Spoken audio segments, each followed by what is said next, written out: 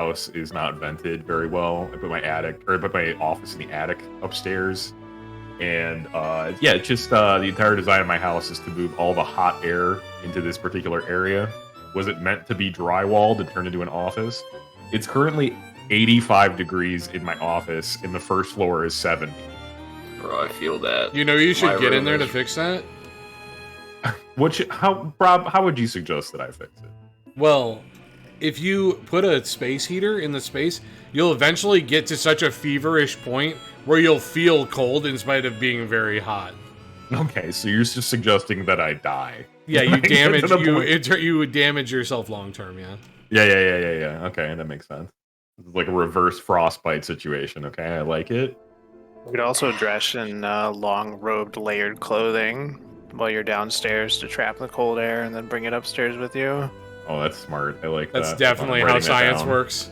That's how they do it in the Middle East. You should use a put a wet cold towel on your neck, though. It will help.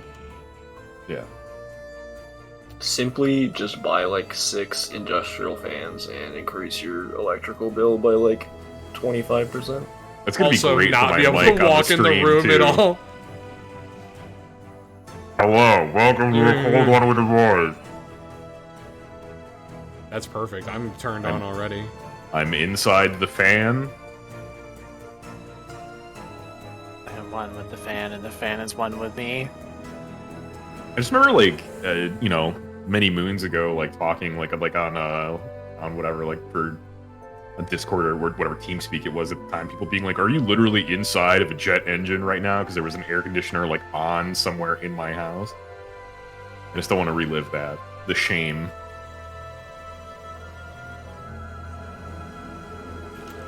Luckily now we have the technology. We do. We have the technology, yeah. At least we have noise canceling technology. Yeah, we do, don't we? We've got the technology. It's very confusing, but yeah, we have it. Hell I can snap in front of my face. And it Vigi, doesn't thank you pick so it up, much, and dude. then, like, I breathe funny, and it's like, oh my guys. Right. Suddenly you're fucking the voices of fucking Sauron. It's like, Yeah, I don't understand it. Yeah, my microphone's really weird in the sense that I can scream into it and the compressor and everything works perfectly.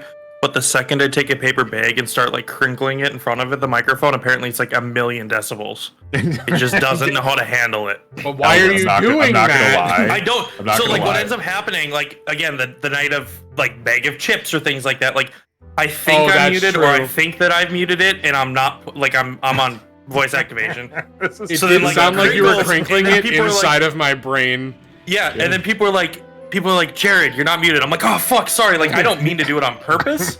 It just happens. I'm really afraid of doing that with drinks because I do. You're cracking me up because like it's happened a couple of times where I think you've like been consciously like stepping away from the mic and stuff like that too to like chew or to like open up a bag or something. It's been super loud, and I'm super afraid that that's gonna happen every single time whenever I take a sip of a drink. It's just gonna be mouth noises like into the microphone. Like, what the fuck? Are you getting in there? Like, taking a drink from my soda pop. I drink it like a fucking cartoon character. I got my soda here. We're good to go. You have a soda from Arby's? Yup. Did they put the roast beef runoff in it? Come on, dude. Is that where all the color They is? might have, dude. You're drinking a pink Coke and eating a gray like sandwich. Dude, it's I fucking like better than an oily beverage. Disgusting. I don't give a Fucking shit. It's disgusting. fucking delicious. All right. Oh, that shit's garbage.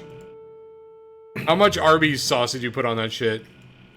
None. I just get whatever comes on the sandwich. Oh. Honestly, at this point, I'm just With the okay with nacho any cheese? restaurant that'll give me a sandwich for less than $12. Jesus.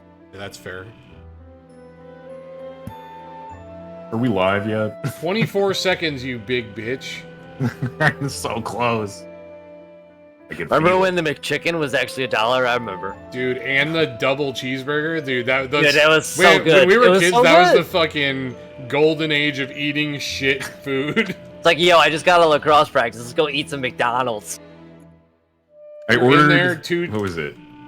Yeah. Like a double, like quarter pounder That's what it was. Yeah, like a double quarter pounder, and then I think a McChicken. I think that's what All I right, got. I hate to cut you off, but we're live. Oh my, dude! It was $32 to get delivered, and I was, I was I aghast. hope a little bit of Two you died. McChickens, 2 double cheeseburgers, and a fry was like $6 back in the day. I remember when you like couldn't spend more than $14 at Taco Bell, no matter how hard you tried. Right. Oh man. Y'all take one of everything on the menu. They're like, all right, that'll be $6.23. Like you're I every feel like I remember it every time you'd be like, "Holy shit, really?" Like, do you have Yeah, enough food in the um, restaurant for me? I'll take Oh two my of God. everything on the menu. All right, but you can still pay for it with change that you found in your glove compartment. Yes. I'm Those were also the old and days. remember pre-inflation worlds. That's true. Welcome everyone to another episode of A Cold One with the boys. Oh shit. Ooh, that was good. Yeah. So to recap on where we've been so far, the party had traveled to a camp where they met Isaac, the leader of the Whitehaven Explorers Guild, and his compatriots. The party then escorted a blinded and distraught member of the Order of the Crimson Lion from the ruins, who would reveal that his group had been ordered to escort members of the Whitehaven Mages Guild to and from this location in the mountains. The party discovered that this ruin was a site of worship for some god of the harvest or seasons, and then they made contact with this deity in the ruins, and he went by the name of the Rotted One. The group agreed to take on the charge of the Rotted One and grant a warrior in the cave an honorable death. The party then explored the different corners of the ruins and were able to bypass a deadly trap and successfully harvest a large share of obsidian stone from a natural part of the cave. The party discovered a hidden vambrace made of obsidian, and it was revealed that this is similar to anti-magic armaments worn by the elite guard of the Empire of Ur. The group unlocked an alchemist's lab and were able to use its contents to craft magical items, which they hastily added to their character sheets. The party discovered an enormous underground lake that housed the body of a gargantuan dragon on the brink of death, whose blood was being harvested and smuggled from the cave. Theramir loosed an arrow into the cultists that attacked the party the day prior, and a fiendish-looking red orc commanded members of the Order of the Crimson Lion to attack the party before disappearing. It was revealed that during the combat that one of the members of the Order of the Crimson Lion group was none other than Samuel Trask, brother to Percival. Samuel revealed that the dragon's blood was being collected on the Order of the Crimson Lion by direct order from none other than Eric Trask himself, patriarch of the Trask family. And upon refusing to attack his brother, Captain Leonis declared Samuel a traitor and launched into combat against the remaining members of the group. Here we are, boys. If you've got boss music, put it on. I got you. We are going to re-roll initiative. Everybody give me your initiative rolls. And Zat, if you wouldn't mind, please writing those down for me in the Discord. Yeah, I got it. I gotta turn on Sea Shanty 2 real fast. Hold on.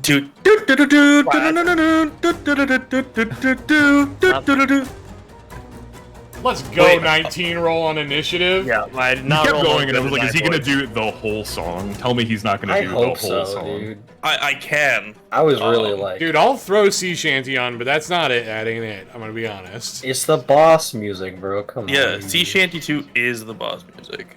I just For want to say, sure. I rolled like someone on the brink of death. I still haven't rolled above a 10, so don't worry about it. I like that I'm the slowest motherfucker in here, and I crushed all of your rolls.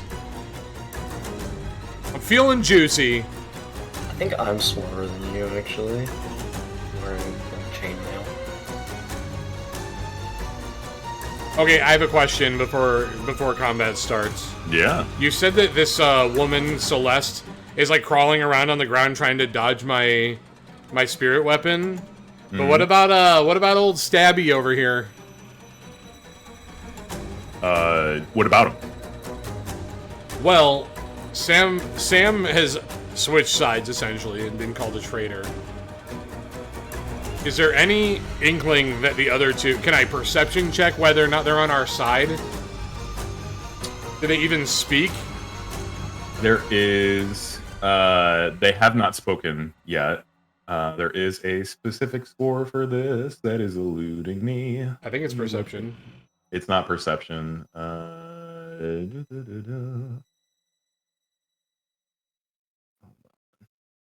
Insight? Insight. That's the one. Can I roll? Can I pop a roll with my +5 insight?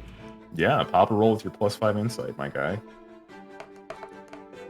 Whoa, 6. You cannot intuit what their intentions are in the heat of battle. There's a lot happening right now that you're not able to intuit. Sorry, guys. I fully Alderon fend that roll. Getting that one's out of the way. Just gotta get them out of the way. Ben did roll a 0, which I've never seen. Yeah, it was What? He impressive. did? I did. Yeah, it's a Lord, nat that 1 That minus was when I 1. was, that was when I was touching the cave grass. Fuck. It was after making fun of my rolls as well too, which made it extra funny. Oh yeah. You're the smartest, dumbest person I know. And then it rolls a 0. Okay, gentlemen, we are starting combat. Percival, it's your turn first. Okay, I have You another could question. get us Is started. the Mhm. is the bond that I had between I think it's Warrior and Zerum still there from before? Because like, Yeah. Okay, so I don't need to Uh, recast it. I'm gonna mark them with bless. It's not blessed. No, It's no. I I did. know that blessed, it's not, but I don't. No, I don't but have like a. but I blessed all 3 of them, right? I spent a level 2 to bless Dwoir, Zerum, and Theramir.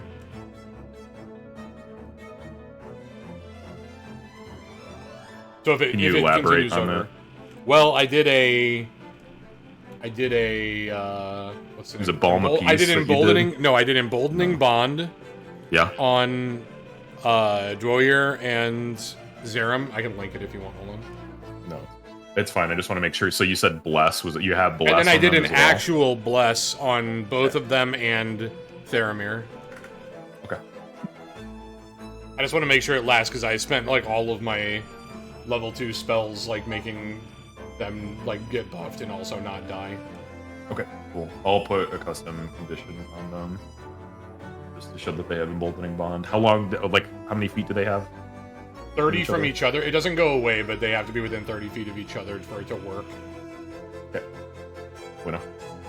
And it essentially works as a second bless, and they can Okay. use both once a turn. All right, my turn. It's your turn. Young Theramir. So silly. Let's hit the young Theramir with a healing word. Am I still like face down in the dirt if I recall No, I correctly? healed you. No. Well, I Yeah. know, but like, didn't I get shanked? No, once did. once you pop off of 0 health, you're functional.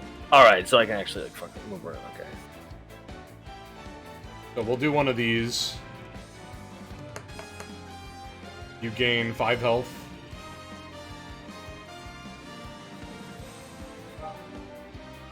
And then bonus action. Ooh, do I try to kill Celeste, or do I think maybe she's on our team? You can't intuit anything based on that roll.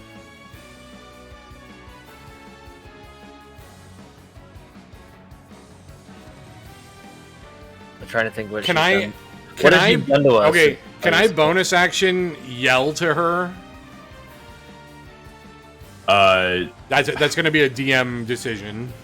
You already used like a roll to see, Yeah, like that's fair. you used those seconds in combat to see what their intentions were. I would say if you hadn't done that, you would have been able to. Yeah. All right, we're gonna risk it for the biscuit, fam. I'm gonna move my spiritual weapon to 20 yards or 20 feet toward this fight, and I'm going to position with Zerum between me and old Stabitha over here. I'm all set. Okay. Zach, if you don't mind, just calling up the order. Should be Alfor next. I don't know the like numbers of the NPCs. Are they just after us or? They're just after you. Oh, okay. Yeah, so it should be Alfor's turn.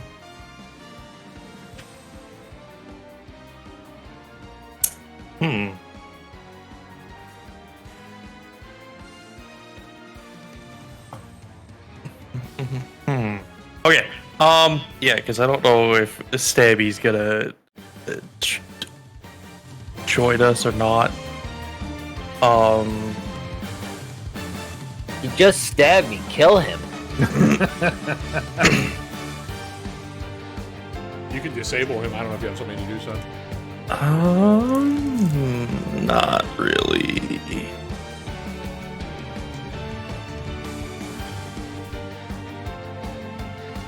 Yeah, I'm gonna. My character would still be kind of pissed at what happened, so I am going to on Stabby Boy. That's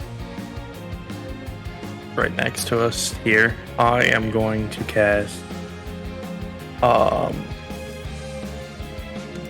just gonna do a Mind Sliver. Okay. Which God, I have to look at this every single time. It must succeed on an intelligence saving throw, so it has to beat 13.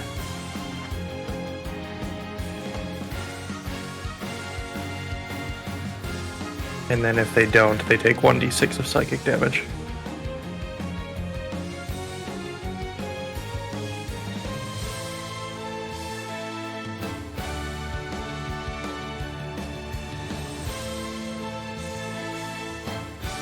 Did he succeed or not? It took me a second. Oh, no problem. You did not. Alright. Can you describe the spell cast? Let me know how much damage. Absolutely colossal one, by the way. Yeah, so...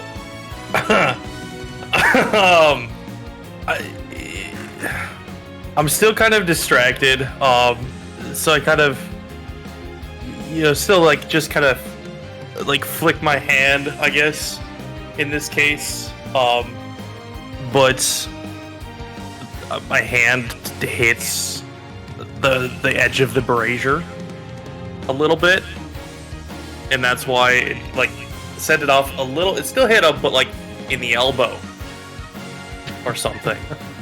Right, I swear it never happens like this. Yeah, never. It's usually not like this. But yeah, it's just it's just a little flick. It was supposed to go to his mind because it's the Mind Sliver, but I don't know. I should say maybe it grazed his temple instead of his elbow because that makes a little more sense. It still did enough, but not. I don't know.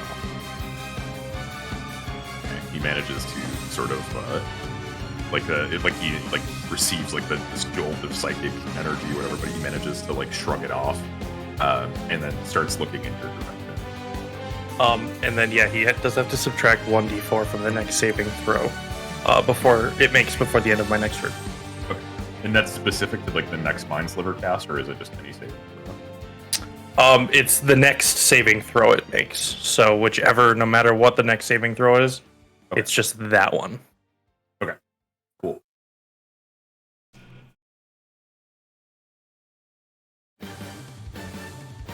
Zat, who do we have up next? Theramir.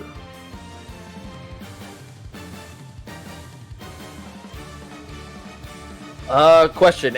If I move away, am I in range of take a whatever it's called, the opportunity hit from the rogue there? Yeah, if he wants to attack you. Yeah, you would be if you choose not to disengage first. Wait, I think I have something for this. Yeah, disengage. I knew that. It's not like he's required to attack you, but if he wants to attack you, he can. So if you disengage, you forfeit your action, but you'd still be able to move, and you wouldn't provoke opportunity attack. Right.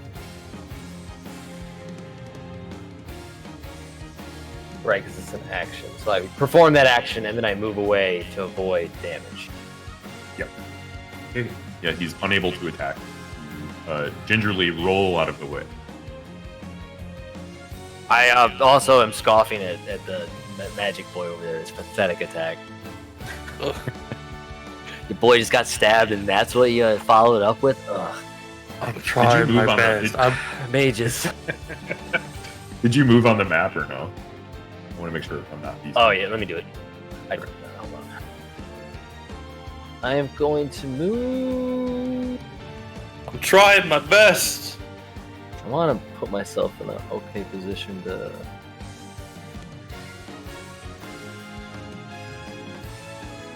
All right, I'm good. I would be pretty careful to put yourself within, like, easy attacking distance of Leonis. I figured he would not be, or he'd have to like move around. I feel like he could Other probably guys? spit mercilessly at you and you would die. Well, let me The rule this. description of merciless spitting. I guess Like, just a real hawked lug is gonna take you down. All right, that's 15 feet. I thought it was a little further. So yeah, let me. Just hide behind Alfor. He missed for you.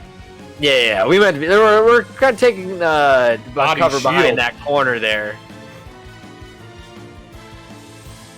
We got the rogue, few bodies in between me and the rogue, and then I can, see what's going on around the corner there.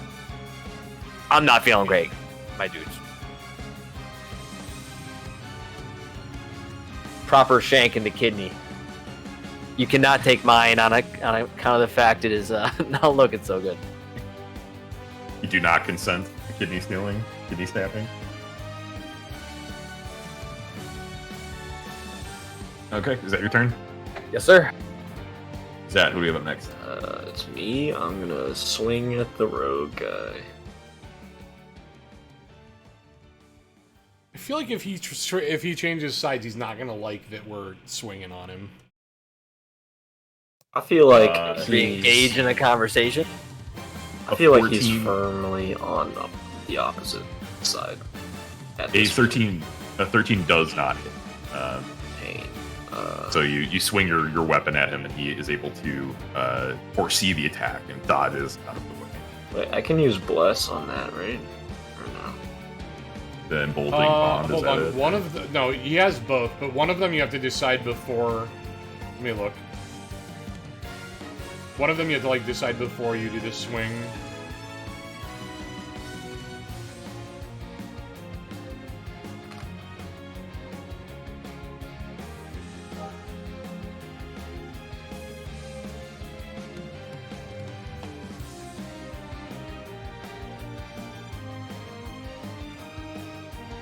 Okay, I lied. They can both just be added. Okay, sick. They're both D4s. You don't have to use both, though. I'm gonna use both anyways. Fuck that bitch up. So 15 No, you're hit. fucking Christ, dude. What? What? A Dude, 15 will hit. just a joke. See, I knew I was gonna use both, but it was worth it. All right, you want to describe your strike to me? I'm gonna just charge up and just stab him in the gut with the glaive. Okay. And do you want to do do you get to do another attack, or is it just bonus? No, damage? I forget it's what the background. oh no, it's a different weapon, so I don't get that Okay. anymore. Okay. All right. So you take you lean into your strike, foreseeing that he's attempting to dodge, and preemptively you're able to kind of put your glaive where he wants to dodge to, and he takes it right in the side. Some blood is loose from his flank, and he tries to scramble back up to his feet to meet you back again in combat. Alright. And that's my turn, so it should be Warrior next.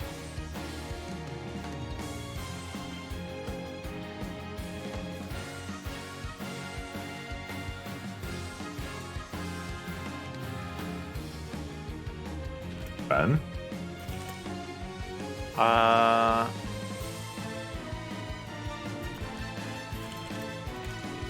trying to think. Let's just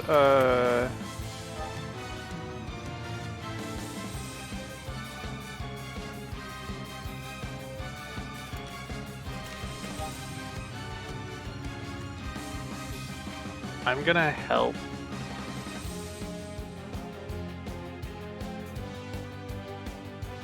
You can move through those occupied spaces, like with the other Yeah. two members that are fallen, but you I don't can't think I just want you can't to, end your though. turn in them. Yeah.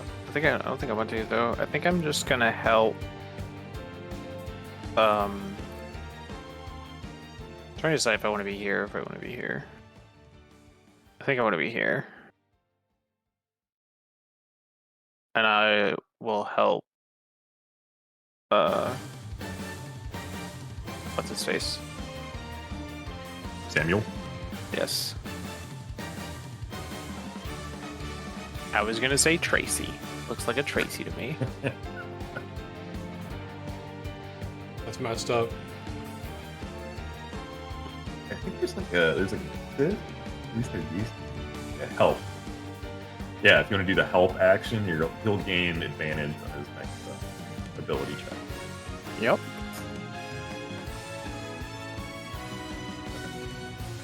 Cool. So it's everybody on our side.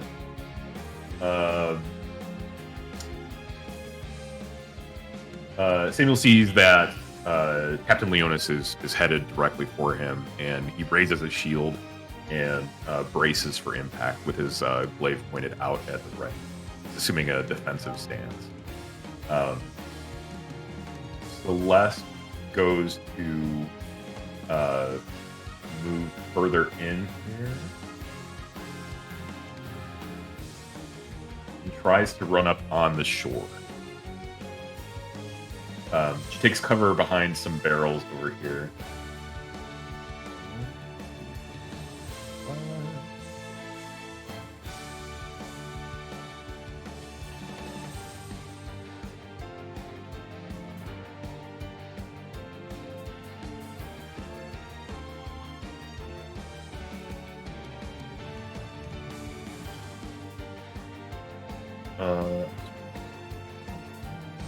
Okay, cool. She is going to attempt to cast Mind Sliver on Captain. On Leonis? You said on Leonis? Yes. Let's go, dude. She calls out Samuel's name to essentially let him know that she's supporting him. And she goes to cast Mind Sliver on Leonis himself. What a twist! Okay. What a twist! What a twist!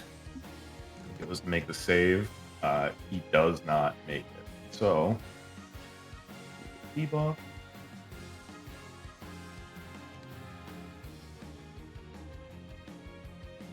And he's going to take the damage.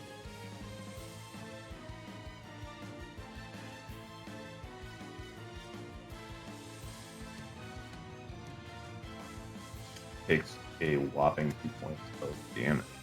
2? Yeah, 2 whole points, Well, dude. she's twice as strong as Alfor.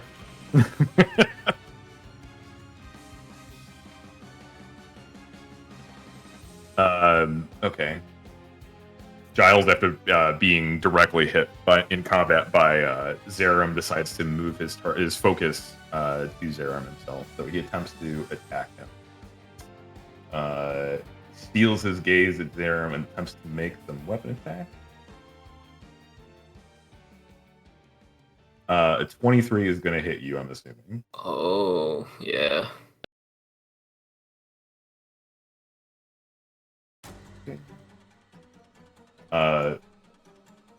He does a careful sort of dodge around you and manages to get up and sneak a dagger underneath your armpit. Take 11 points of damage for me.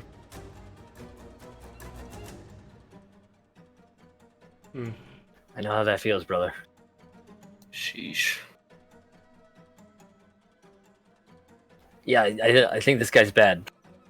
DM I is think he got siphoning all of our stabbed in the rolls. chest with a glaive. He stabbed me. Oh no! Oh no! This is the consequences of my actions. Well, if it isn't the consequences of my actions. He was from the under- shadows. Yeah, but Samuel swung on Dwoir. Like they all attacked us because they were under orders to. True. After they weren't, Zat stabbed him.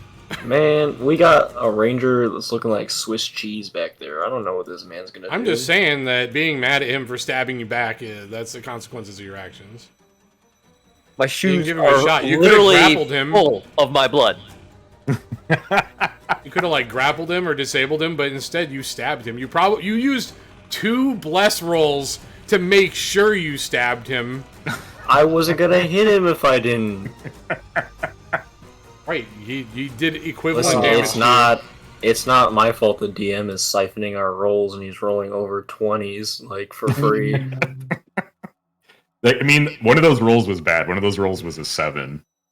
So The other was a 27, so get fucked. Captain Leonis moves deftly in range of Samuel and tries to sneak around the side of him to get on his vulnerable arm with the glaive. Samuel manages to make an attack on him, an ability that like lets him do this time. We'll see if he manages to hit him on the way in, and he looks like he does. Bad hedge. Yeah, he does hit him. I got you, Tracy. He manages to sort of like nick him on like the side of his flank as he's coming in, but he doesn't seem to. It's like the hit barely registers with him, even though it looks grievous.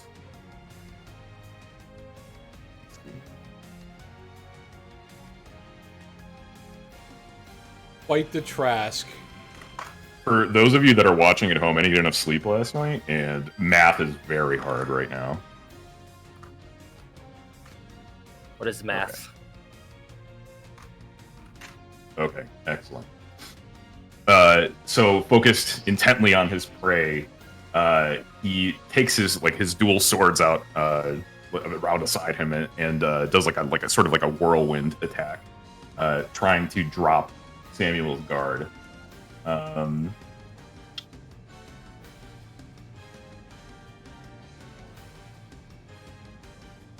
boy. Oh, that man is dead. I know what that means. Not looking too hot for old Gil. He's your brother, right? Yeah. This is fine. But This I is can't do fine. anything. I already used my bonus action.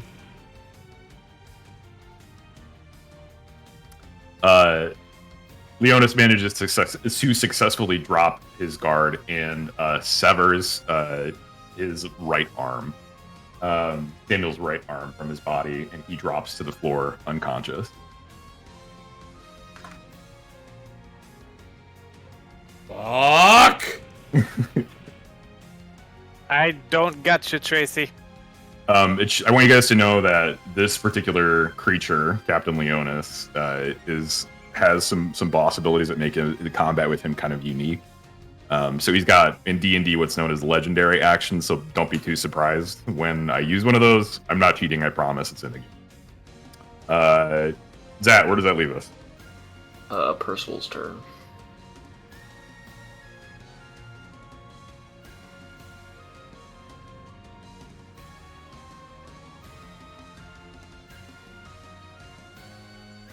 Shit.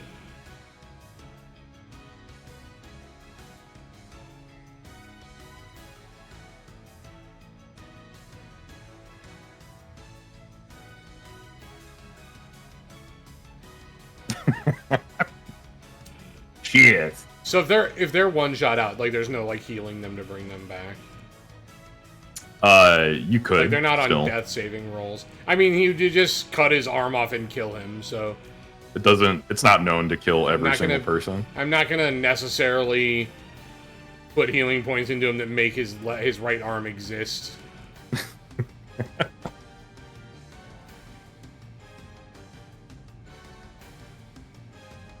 Feels like we maybe approached this battle in a very stab-happy way that is now foisted on our own petard, as they say. They do say that.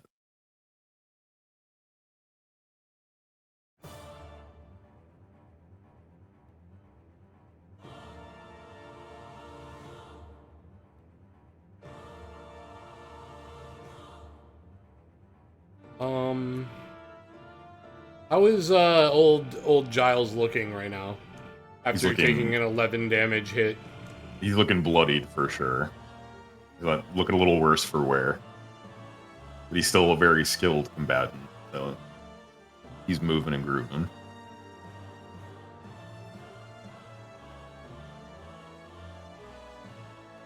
Okay.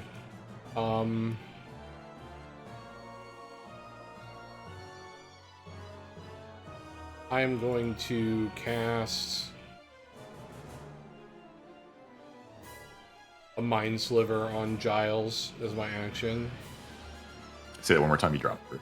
Mind Sliver on Giles, an int saving throw of 12. Okay, see if he can make it. I believe he is still currently disadvantaged from the previous Mind Sliver on him, which would like lose him to D4. No. Yeah, -1 D4. Oh, -1d4. Okay. I'll let you roll that, Rob. The minus. You're rolling damage, or you want me to roll the minus? The -1d4.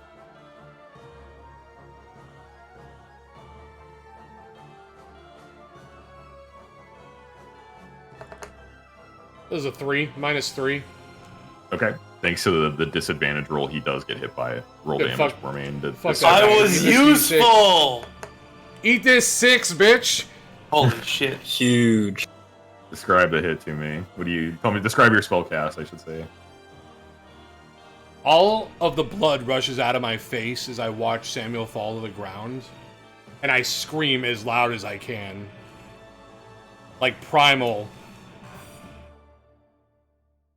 And I turn to Giles, who's just swung at Zerum.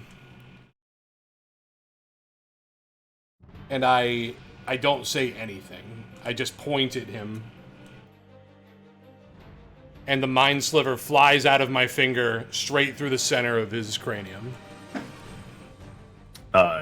He like looks in your direction right before it hits him, and it lands like square in his temple. The force of it knocks his whole body back, and he hits the rock wall behind him and falls unconscious. Then we move my sword friend over to old Spinny Fuck. And my sword swings on him. Huge. But this is to hit. This is +5 to hit, so... Nat 20. Yep. It hits. Here's your damage. 7 damage.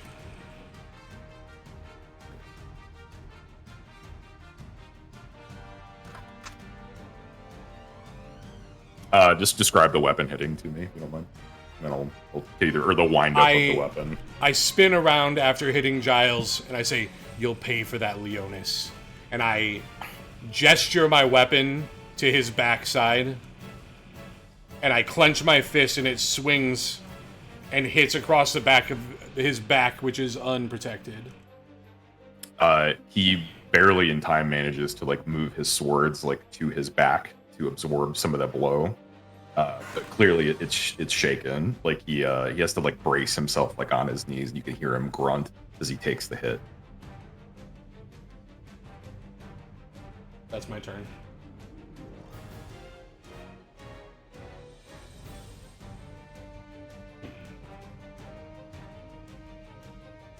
Zach, who do we have up next? It's Alfor. Alright. I'm gonna cast Magic Missile on our on to Captain Leonis. So it's just gonna hit. Roll 1. Roll 2. Roll 3. So 9 damage total.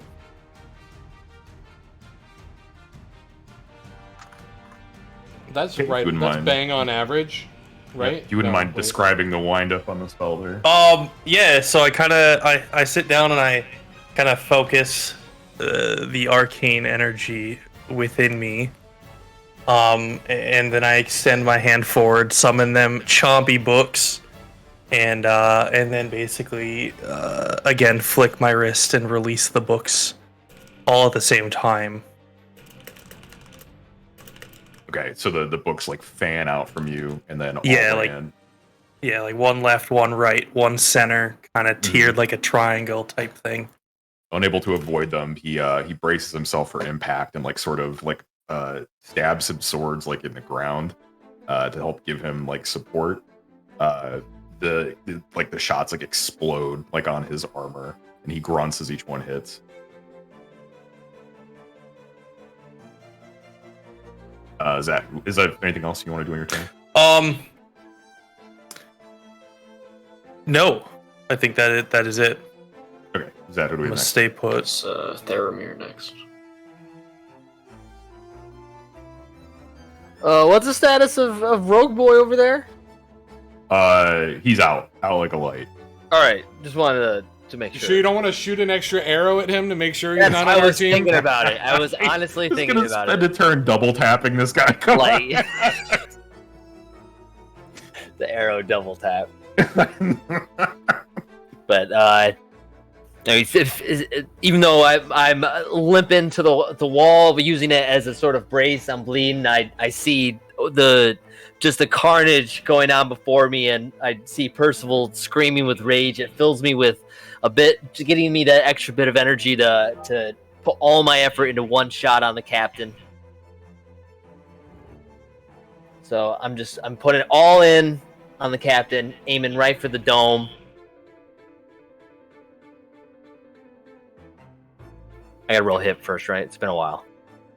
Yeah, you roll a hit, and then if it hits, you do damage.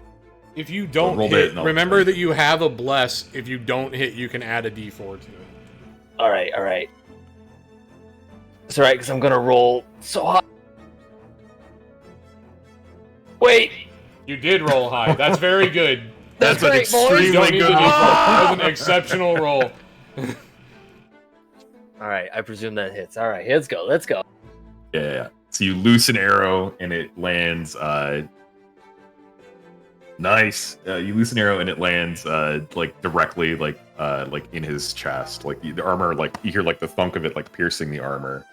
He looks down at it, breaks the barb off, and like throws the rest, like the shaft of the arrow to the ground, and then like turns his gaze back on the party in the rear. Oh, the dopamine. It's coursing through my veins, boys. Anything else you want to do on your turn?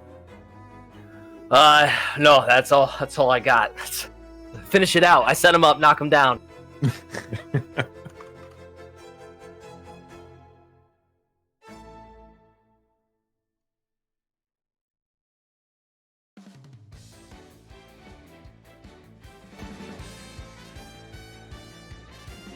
Zach, who do we have up next? It's me.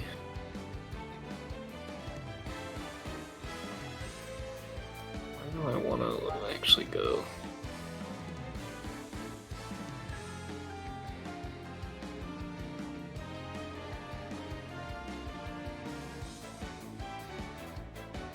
I'm gonna move like right up next to Dorier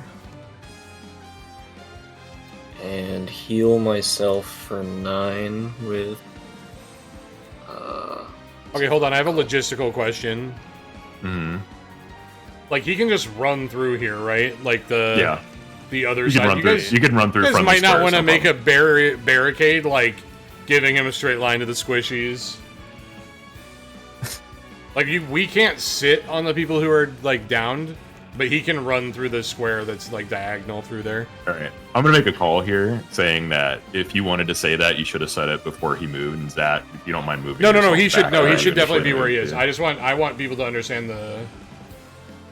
Like, because I think Zach explained this earlier, right? That we can move through their bodies, but can't stop on their bodies. Is that right? Correct. well, I mean, I moved there because the glaive has a 10-foot range, so if he like actually runs towards you, like an opportunity to attack him. File. That's like the space in front of him. If he moves past, like I can just stab him. Okay. I guess if he tries to rush me, I can still opportunity attack him with my spiritual weapon also. So then I'm going to use 9 stacks of lay on hands to heal myself, and then use cast Searing Smite to ignite my weapon.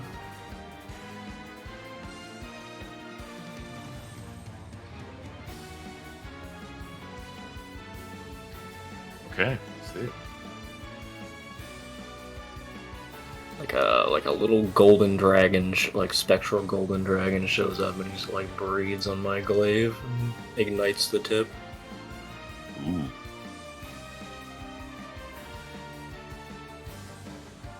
And then that'll be my turn, so it'll be the warrior's turn next.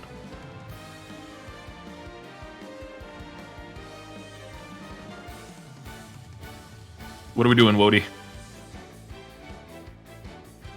We are going to move into this gap here. Actually, where do I want to be? Yeah, I think I want to be here.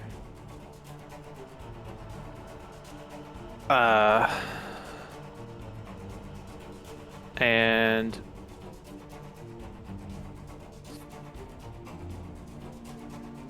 primary action.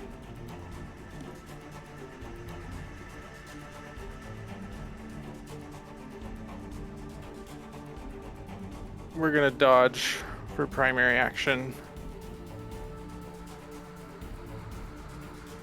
And I will use my bonus action to go back into raging.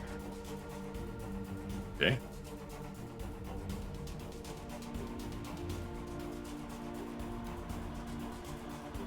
So I move over through to the gap and kind of like drop the head of my hammer to the ground in a defensive stance.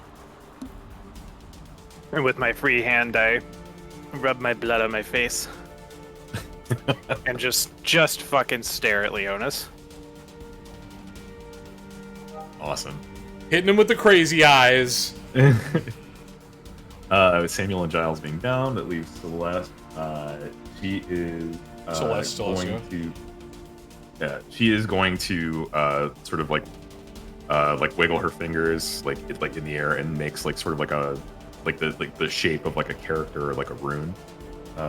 She does something like and she like slams that like into the ground in front of her. You don't know like what spell she's casted, but she's casted something around her. That leaves Leonis. Seeing that you are alone out there, he's going to make a run for you, Zarum. So he's going to step through these bodies. I think you said you have like polearm master. Are you allowed to take opportunity attacks when they enter your threat range? No, just the glaive has a reach on it. So it's a 10-foot strike range.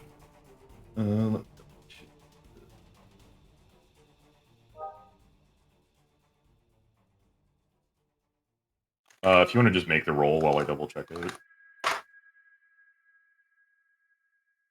Jesus. That's Let's go. Certainly a big hit. If that's not a hit, I'm not gonna like how this fight's gonna end. I'm gonna start crying immediately. You can make an opportunity attack when a hostile creature that you see moves out of your reach. You make an opportunity attack, you use a reaction to make one melee attack against the provoking creature. That occurs right before the creature leaves your reach. So if you have Polearm Master, which is a feat that allows you to attack people coming in, but when you have certain weapons equipped, but if you don't have Polearm Master, then you can't make opportunity attacks when they come into your range. Only when they leave. My bad. Oh, hold on. But he did leave my sword's he did leave my sword's range of opportunity, which is only 5 yards. So I actually do get to swing on him with the spiritual weapon. Yeah, make a swing. 21. Yeah, you hit. Describe the windup. This sword be banging. I'm about to say the sword has got it, man. Fuck it, I'm gonna retire four and you more can just damage. replace me with a sword. Rob, do you remember how many turns you took the previous session? Yeah, I wrote it down. Hold on one sec. Do you only have it for like a minute, or is it like 10 minutes? I don't remember. I will let you know in 2 seconds. Yeah. Spiritual weapon lasts for 1 minute, so it's 10 turns, and I think it's been out. I wrote all this down in here, right? I think I wrote it in one of our channels. Hold on one sec.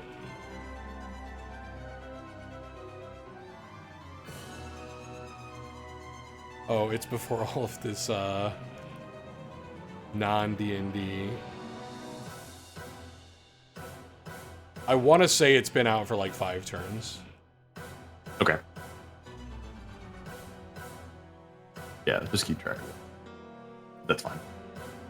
Okay, cool. So you I'm make gonna write it swing. down. I'm gonna write down Yeah. the how long each of them last and how long for Bless, Sword, and Emboldening Bond. That would I'll be put a note in there. fantastic. Because I don't like tracking that shit on my own, because that's too much math for me.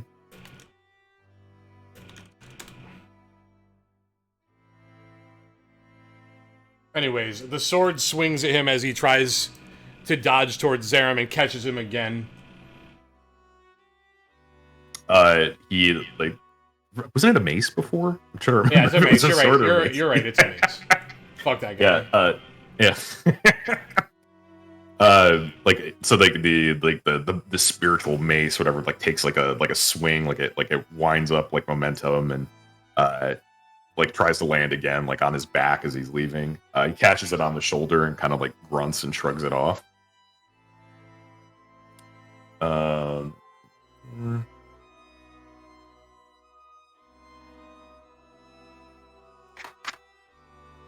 Okay. He moves into range of Zerum.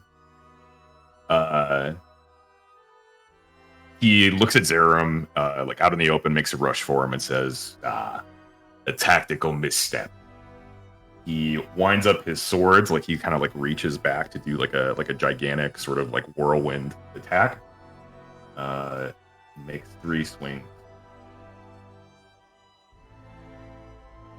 Does a 12 hit you? I'm assuming not. No. 16's his AC. He falls just short on all 3 of those. You're able to sort of like dodge out of the way of his strike. What a schoolboy bitch. I hit him with the tactical misstep. And I yell, "Got that ass!" Tactical misstep. Yeah.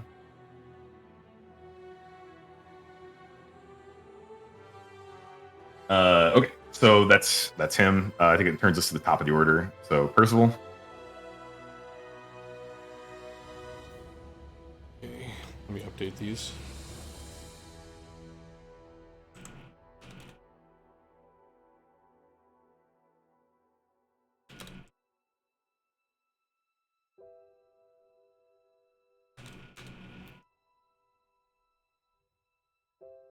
All right, I'm still absolutely furious.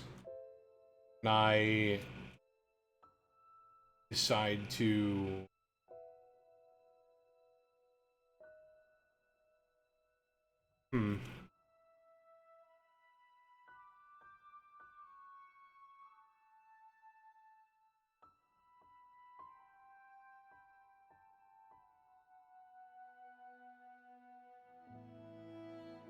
I do. I'm gonna cast Sacred Flame on Captain Leonis, which is a Dex saving throw of 13.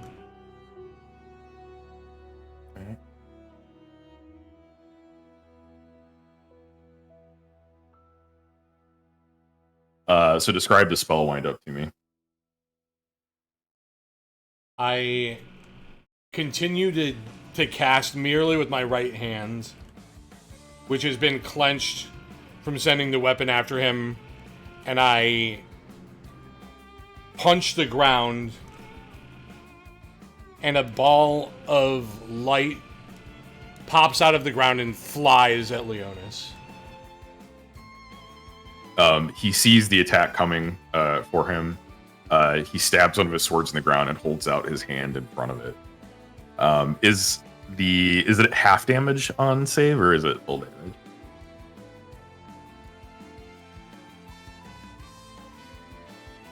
It's full damage save. Okay. So he holds out his hand in front of him, and the light sort of sort of like dissolves like in front of like as it's sort of like reaching his body. You notice that he's holding out on his left hand. He has a black vambrace, and like as the energy like is absorbed into it, it cracks and it falls off of his body, and the shards like fall into the water.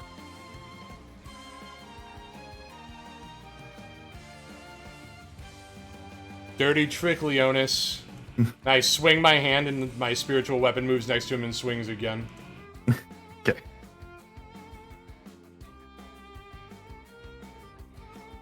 Give me a swing. 10. 10 does not hit. He sees the attack coming for him again and manages to like sort of step back before it hits him.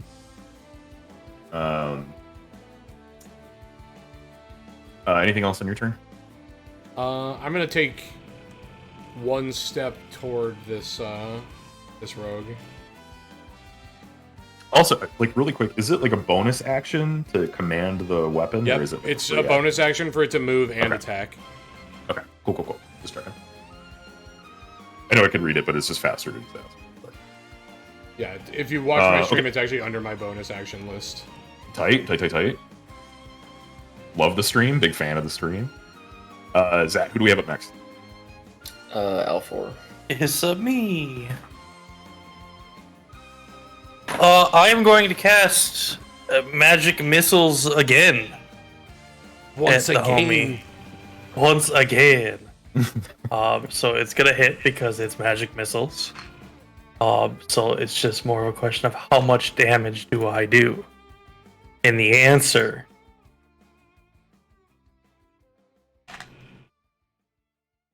Oh is shit! 11. Nice. So you like fan out these books again. You like do a gesture and like you fan out like your hands, and then books like fly from them. Once again, they land. The strikes land true like on target. He tries to hold out his hand in front of him, but with the vambrace being cracked, he's unable to avoid the attack, and all the books explode off of his armor. He grunts as each one of them hits him, and he has to like kind of like brace himself again. I'm not gonna lie, God, I forgot about the vambrace, and then he said, "Oh, it broke," and I was like, "Oh yeah, oh no."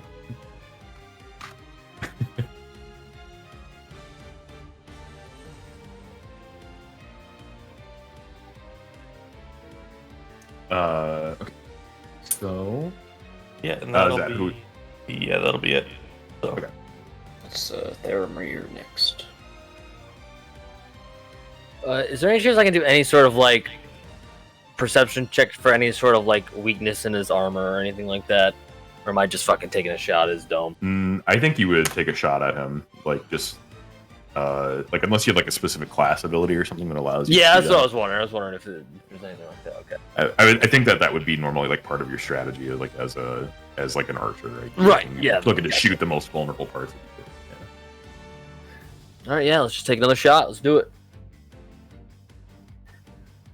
Aim for that area right below, right in the neck. We're not aiming for the neck, the jugular.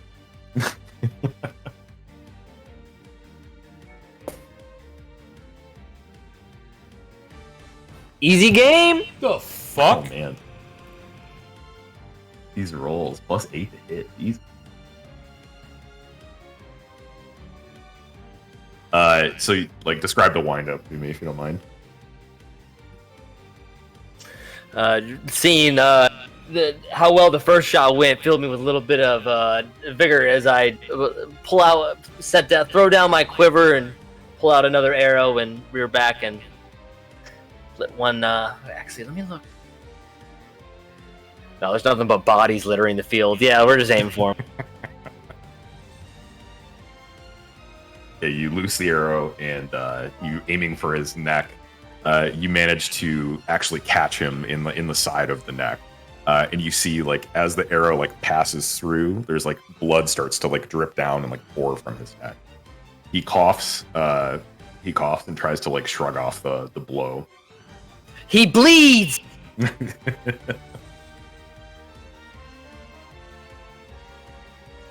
Anything else on your turn? I am good. All right, Zap, who do we have up next? Me. I'm gonna try to hit him with my glaive. The classic. 19 hits. Alright. So that's 13 damage, and he has to make a DC 12 con save.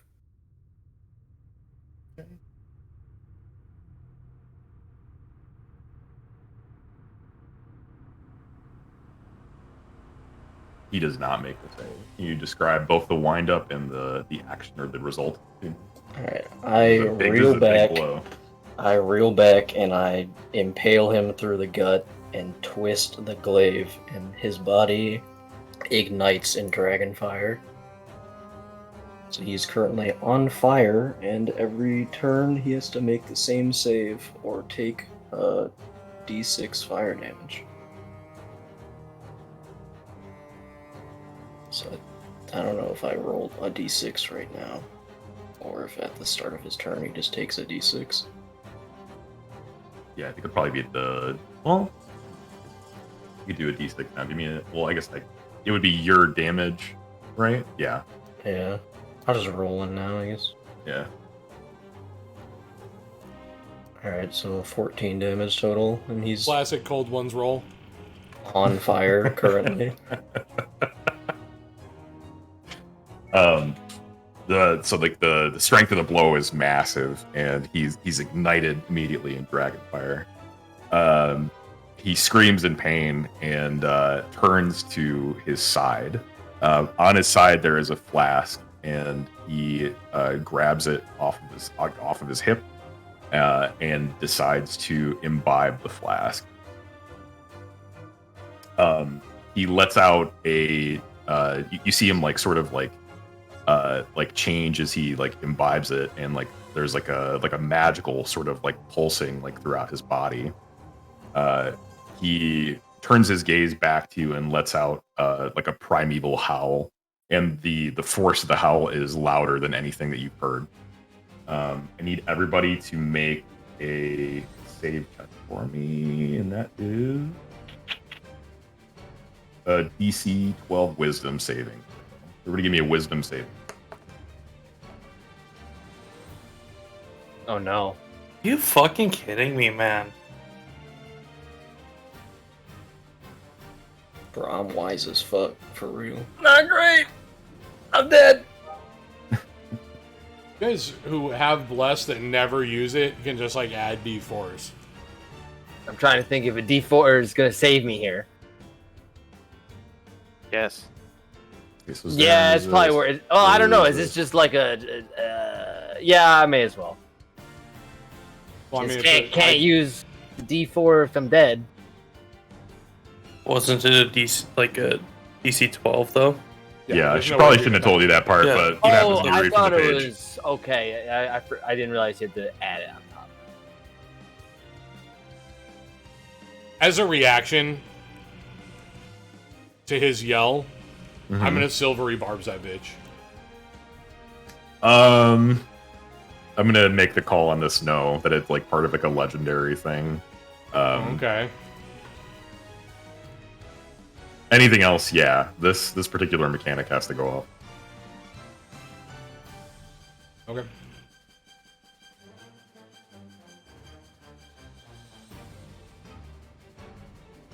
So who failed it? Alfor, Theramir, did you fail it? Percival, did you fail, or did you have like some kind of bonus or something? No, I mean... You have any kind of fear resistance? Did my bonus come through? I just saw a wisdom check 11 is what it says for me. Did I roll an 11? Because my shit No, says you plus rolled 3. a... 8 plus yeah, 3. you rolled an 8, yeah. It doesn't show... Oh, there we go. I got it. Yeah. Oh, I do That's see how it, failed okay. You failed it. Okay. Well, wait. So- Did you do the saving throw, or did you do? Because the saving throws is a Oh, separate it's plus column. 5. I did save it. Because I clicked my wisdom plus 3 at the top of my shit. I didn't do the saving throw one. So it should be plus 5, so I did save. Okay. Theramir and Alfor, you cannot move, like, intentionally move towards Leonis on your turn because you become frightened of him. Any abilities that he does to you, you will take disadvantage on. Lucky me, I wasn't gonna go anywhere.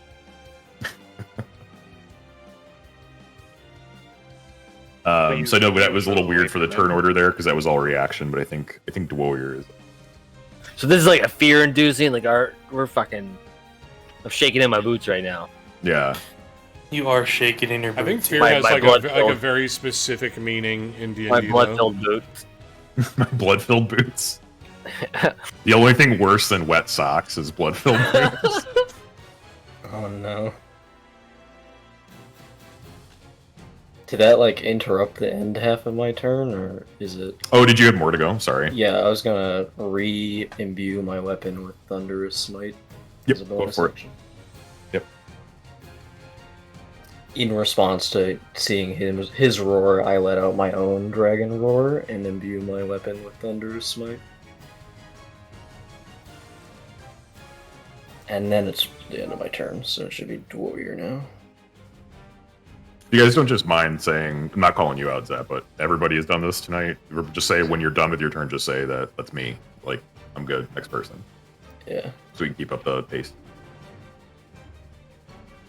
I've been doing that, but since you asked, I'm gonna stop doing it just so we like flip the binary switches on everybody. All right, fun. You go ahead. You're good to go. Okay. I am going to throw one of my hand axes at him. Shit. A 10 does not hit. You're allowed 2d4s. I'm gonna throw him.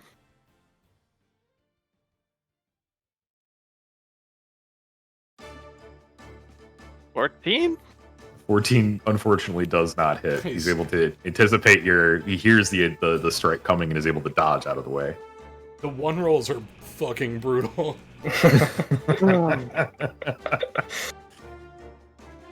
So my hand axe hits the ground and skips across the water like a stone. You would have had to like side chuck it, and I really like that technique. That's maybe what part of the problem was. Also a big fan of the side chuck. Yeah, the side chuck of the hand axe. But I've still got my hammer on the ground, so I guess I one-hand it and I side chuck it, and he easily sidesteps it, and it skips across the water. Rowan acts as like a man who smokes cave grass. I'm good with that. Cool. That's that is me. right. These That's are my cold turn. ones. That was the whole point of cold ones with the points. I hate everything here now. Real cold ones were the ones we rolled along the way. That one's going on Twitter. Okay, so that leaves the rest of the combatants. Okay. Celeste is going to try to cast Mind Sliver again at Leonis. He has to make a saving throw. He's going to make...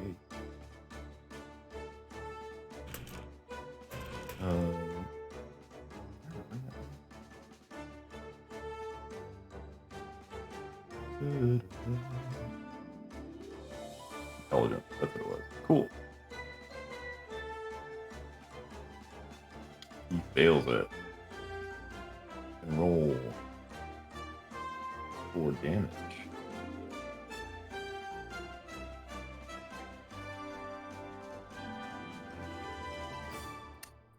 She is like focusing like on the ground. And, like, this is Celeste's turn. I'm sorry, I was busy tweeting. Yeah, This is Celeste's turn. Okay, yeah. I'm planning to respond to Leonis, so that's why I was. Sorry, Gotcha. It just totally threw me off my whole fucking game. Sorry, I was busy tweeting.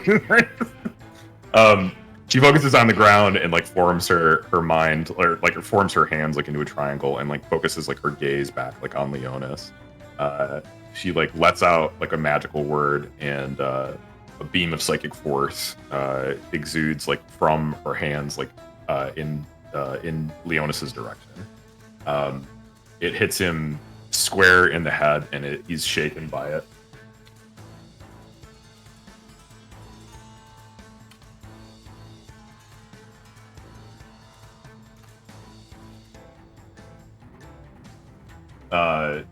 Leonis looks back to Zerum being the combatant in front of him and goes to make another series of attacks at him.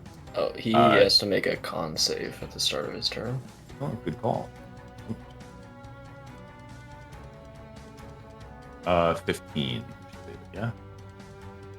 Does Silver Barbs do something to saves? I don't remember. I haven't been able to use it on him yet. Well, he just got hit by Celeste's Silver Barbs. Can I react? It wasn't Silver Barbs, it was Mind Sliver. Yeah. Silver Barbs is an interrupt. Oh no, Mind Sliver makes him roll minus 1d4, right? Okay. I'll just That's- roll. Hold on, Yeah. let me pull If it up it's- to make sure. Yeah, it's Intelligence, right? I mean, he failed that roll, that's why it did damage. Mhm. Yeah, and subtract 1d4 from their next saving throw, so it's not an attack roll, no. Oh no, that is a saving throw, the con saving throw. Yeah. So it'd be it would roll down to an 11. well, if it was Who rolled the d4? Yeah. Oh, you're right. That's yours to Well- roll because Celeste put it on her.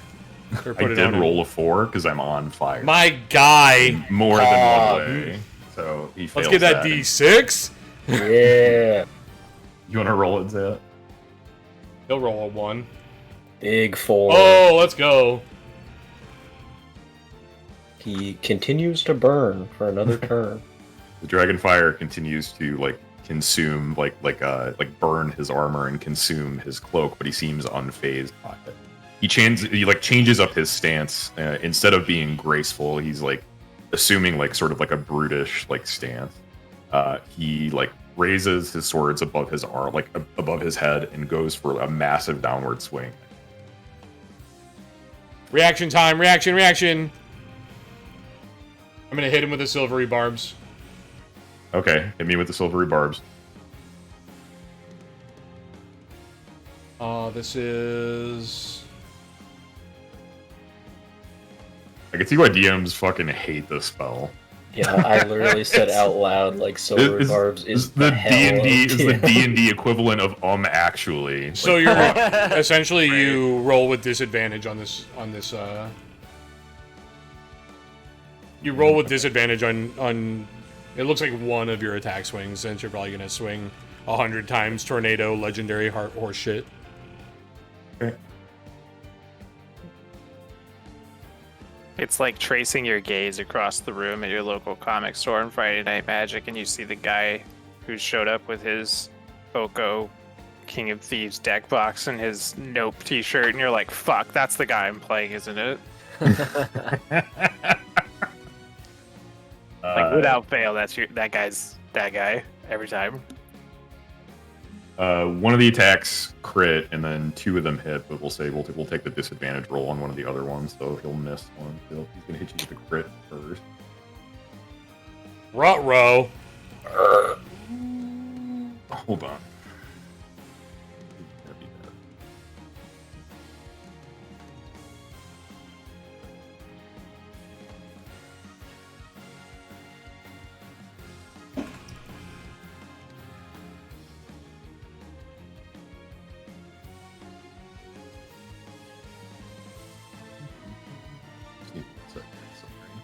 Double check the rules on this. I thought before that it was like crit on 20, but I'm not sure that that's always the case. Crit on 20 is essentially like a widely accepted homebrew. Yeah. 5e got rid of that, and then they're bringing it back, so you should just make it a crit, because the D&D Beyond does automatic crit on nat 20s for our end. You roll extra dice for the damage into the target. Roll all the attack damage dice twice and add them together. Can I, Oh no. for the chronal shift, would I be able to have him reroll that crit specifically, or How does when would it's have to be multiple? This is difficult because can you read me the chronal shift rules? Well, it's just as a reaction after you or a creature you see within 30 feet of you makes an attack roll, an ability check, saving throw. I can just force the creature to re-roll. You can you make this decision after you see whether the roll succeeds or fails. Okay. Given that we have, okay, well he's gonna get 2 attacks anyway, so yeah, make him re-roll it. You chrono shifting Leonis or Zat? I was gonna do Leonis's crit roll. Okay. So I was Let's see gonna say, if- I don't think you're actually in line of sight of Zat. Like if I just draw from your boxes. No. Rocket Yeah, anywhere. but that's Does a 16 hit you? Is that Yeah, just barely.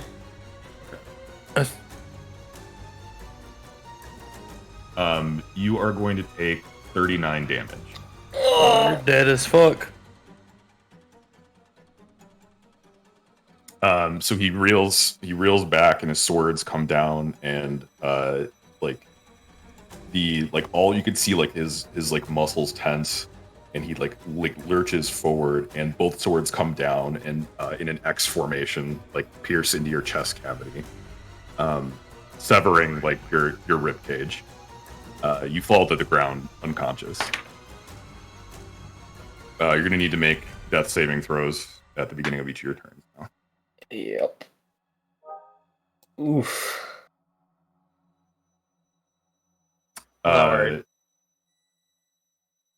Leonis uses his legendary action to use ferocious movement. He moves quicker than the eyes can perceive up into the warrior's combat space here. He does not take an opportunity attack for using this movement.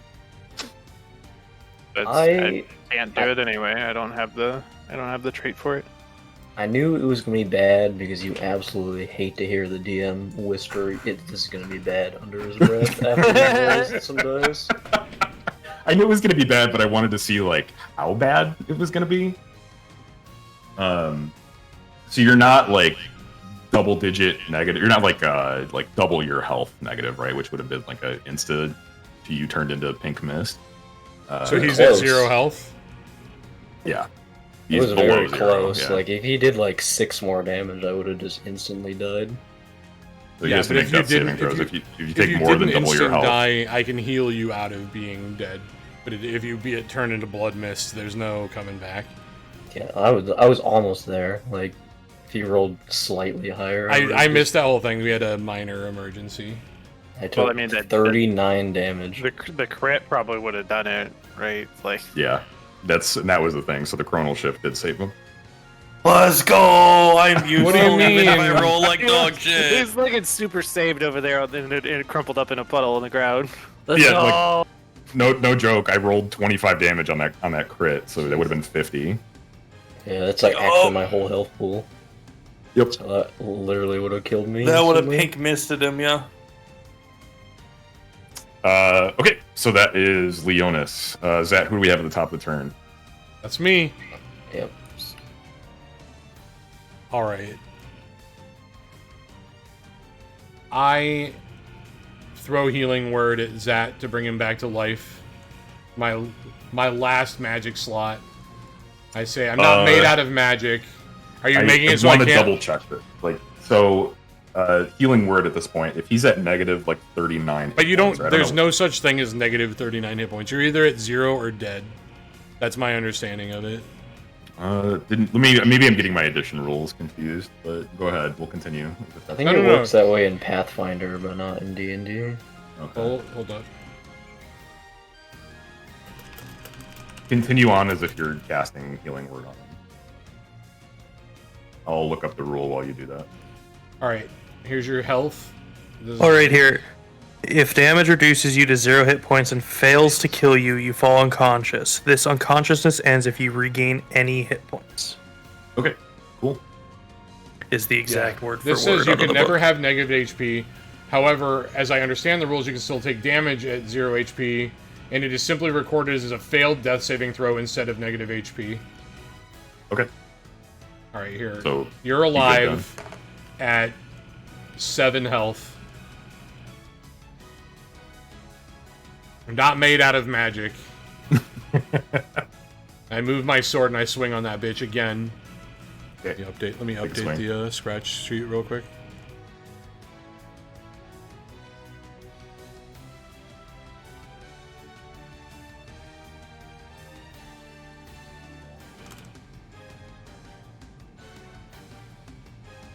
Was that your last action? You could do that after, like, in between your turn. 14. 14 does not hit. All right, that's my turn. Actually, let me move. Now we're good. Bueno. Okay. Yeah, thank you for the correction there. I'm getting my additions mixed up. Sorry about that. I should have known that. No, that is all right. That's why I got the book in front of me usually as well too. Anyways, that would make it my turn, and I'm going to use the last spell slot that I have to cast magic missiles at him one more time. So we're going to do 4, 8, 11 damage. Nice. Consistent. Yeah. You want to describe the spell to me again one more time? Yeah. So the books are hungry this time. They're chomping at the bit. So basically, I put my hand out in front of me. My hands themselves start to glow. This like purple shimmering arcane energy. And basically, in short, I again put them triangle in front of me, and then just kind of like flick, or not flick, but like push my hand towards them to send them on their way. You do so, and all of them move at once and center in on the target. The arcane energy like explodes on his armor, and he grunts each time as they all hit. He is able to brace himself like on one of his swords, but then continues to move forward towards Dwarrior. Anything else you want to do in your turn? Nope, I can't move closer to him. So that is it. That is my turn. Zach, who do we have? It's Theramir. All right. I'd like to inquire about this flask that the guy has. So the flask that he drank is some sort of enchantment that like enraged him and turned him into this sort of hulking berserker. Right. So this is just a flask like dangling from his waist, or like. Yeah. Well, it was until he drank it. So that's all I'm asking. Like, is that thing Yeah. empty and chucked? Like it's over? Like it's. Yeah. Like it was, like he was fucking Blink-182 performing at Gotcha, all whatever right. fucking. Say no he more. just like the monster can, and he crushed it, poured it all over his face, and tossed that shit All right, back. I was debating if I want to do something interesting with that, but it Yeah. appears to be depleted. So, Yeah. in that case, I'm just gonna take another shot for the same exact place I hit before. Let's hit the previous arrow, the same spot, drive it in. True Legolas. You're gonna take he's it. on disadvantage. Who's the other person? Yeah, who's on you are gonna disadvantage? have to roll twice Yeah, and take the right, lowest. show one. me. All right, that's how that works. Okay. As in, I roll 2 hits and the lowest hit goes. Correct. Don't worry, it's Scruffs. He'll roll a 22 and a 21. Here it comes. The +8 helps. Who was the other low? Holy Oh, fuck! look, a 20. Well, there's a 20, boys. Here comes number 2. Oh, Hold on. You have a bless. Throw a D4 on that. Yes, sir. I will.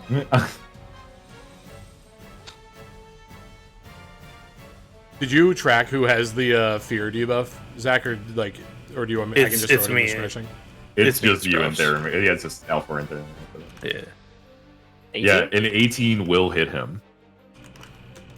So give me give me the description of your shot and the, or I guess you already said you're gonna try to drive the nail in. Dropping to one knee, grab one last arrow because it's got to be the one. This guy is taking too many hits. We're going right for that same spot.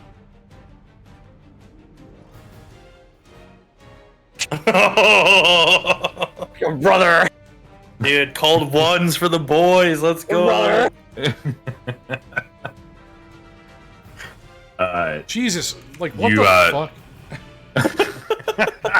Only the finest rolls. It's just skims him, man. We're the world's foremost experts at scoring glancing blows. Shaking as you take the shot, you loose the arrow and it lands squarely like in his collarbone. He continues to move towards his target, seemingly like it didn't affect him at all. What was in that bottle? I'm in danger. Man, I wish we had a stabby rogue on our side to do a bunch of damage to them. Look, that guy... Or a large, buxom orc, or a man who is literally a walking tower shield. I don't know. Yeah, I do miss Muscle Mommy. True. I weirdly do too. I feel like we really made a connection over 0.5 seconds of eye contact. She put up a poster. It's just the token. Like Oliver just says, "Do it for her." Like, yep. Is that everything on your turn, there, Amir? Yes, sorry. Okay. Who's up next? It's me. I'm gonna hobble my ass over this way. And use the rest of my lay on heels pool.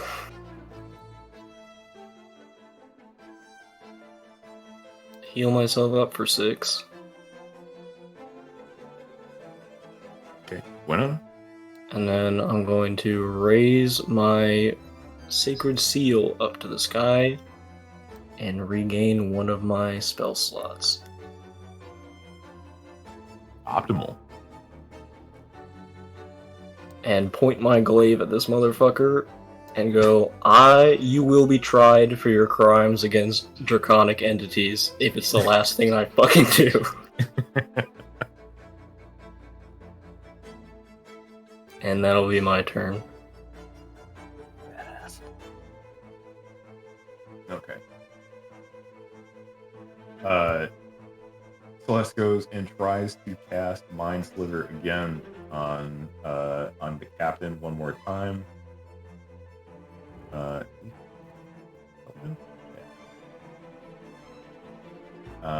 he is.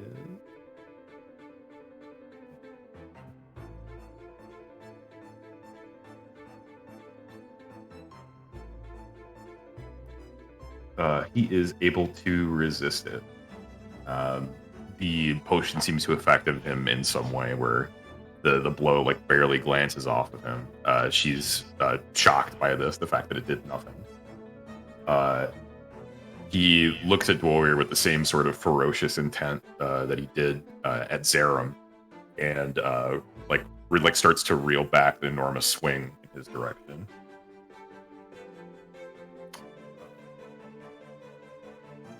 He's also still on fire, by the way. So that's another con save for this turn. It's not his turn yet. It is now. Yeah. Didn't Fen not? Did Fen go? Oh, Fen goes after Zerum. Yeah. That's my bad. That's my bad. Okay. We'll say. You should have stopped me earlier. Fuck. Well, I thought it was a legendary action. Honestly, No. I have no idea what she's. I don't know what she's capable of. Okay. Sorry, my bad. Go ahead and take your turn. Dwarrior. Okay. Again, I am light on sleep. I apologize, guys. That's the chronomancy. There's like a time shift, and we can all kind of see the future a little bit, but not a lot. You know what I mean? Yeah. That's Alfor's power for sure. Yeah, I fucked up something. Yeah. Your high magic got in the dragon water, and now we're all fucked. Yep, that's exactly, yeah. I'm going to go defensive for my primary action. Okay. We're dodging. And bonus action, let's give him a little chest bump with the old spiky apron. Like Rooney? Yeah. Which oh my god, am I also now incapable of reading? You stroking out? What do I, okay. I roll melee hit. 17. 17 does hit. Alright.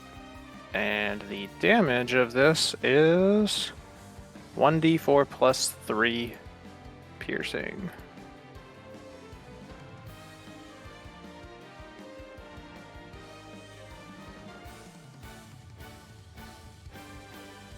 Or I'm sorry, 1d4 plus 3. Yeah, that's right.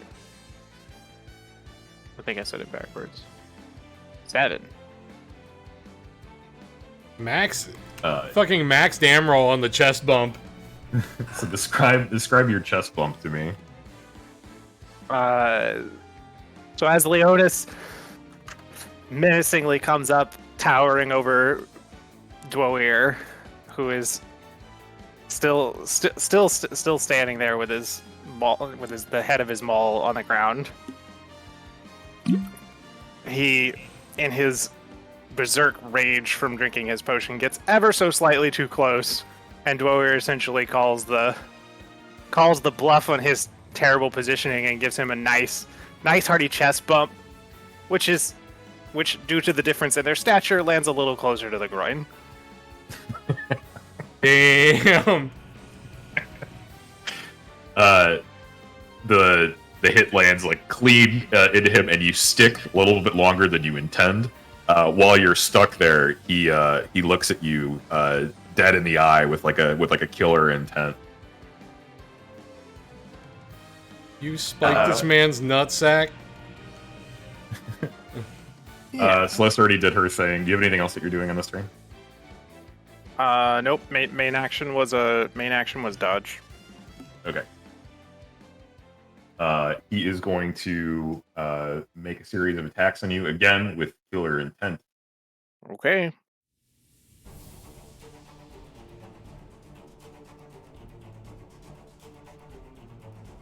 Also, don't forget the con save. Thank you. Does a 17 hit you?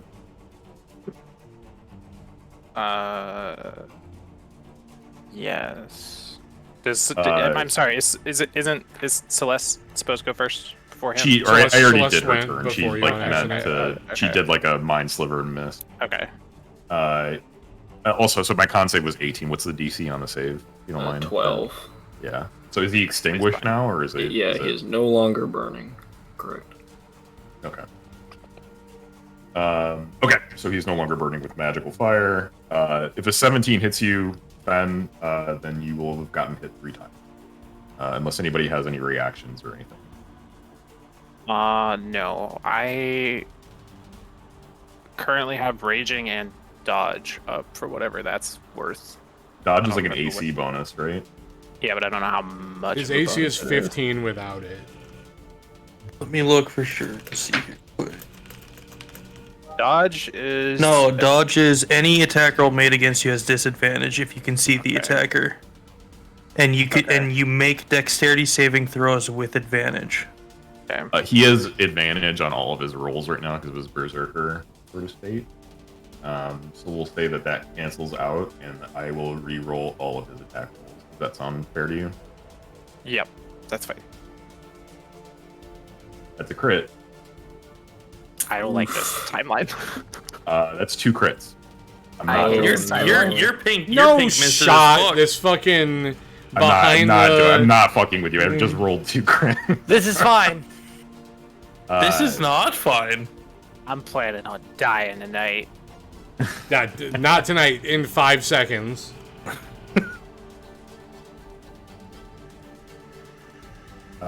26, 23, 49, 18. I don't like he keeps counting.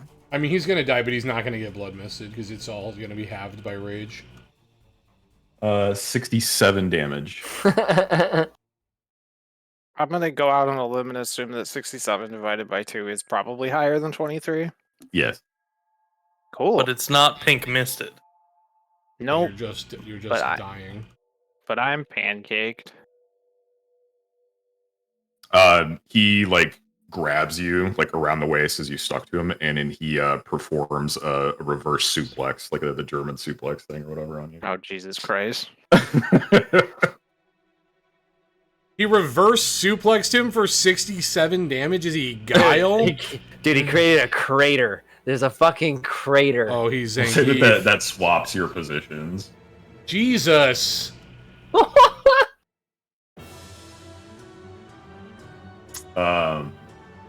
His gaze returns back to Zerum as the closest target. Hey, do you guys wanna just meet up for D&D next 2 weeks from now? Like start over. Look, we're gonna be fine. I'm not worried.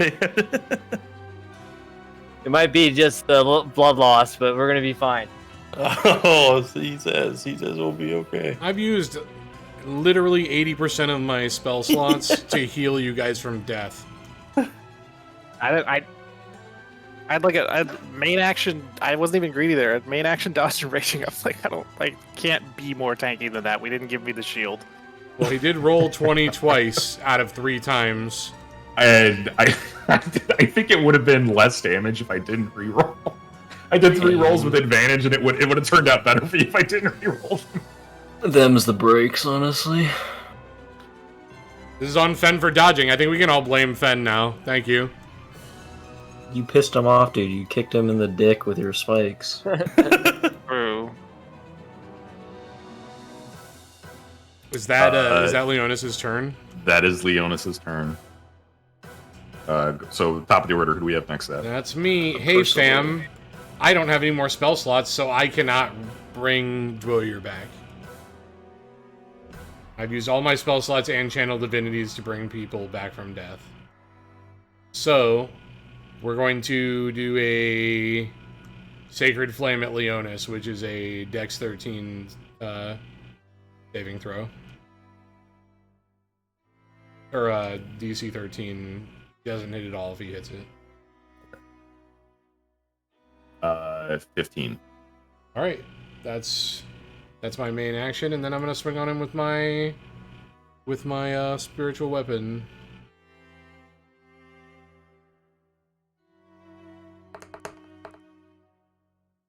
$19. A 19 does hit. Does 9 damage. Woo! That thing's actually fucking. I think it's pretty tight. Okay, so you want to describe the wind up to me?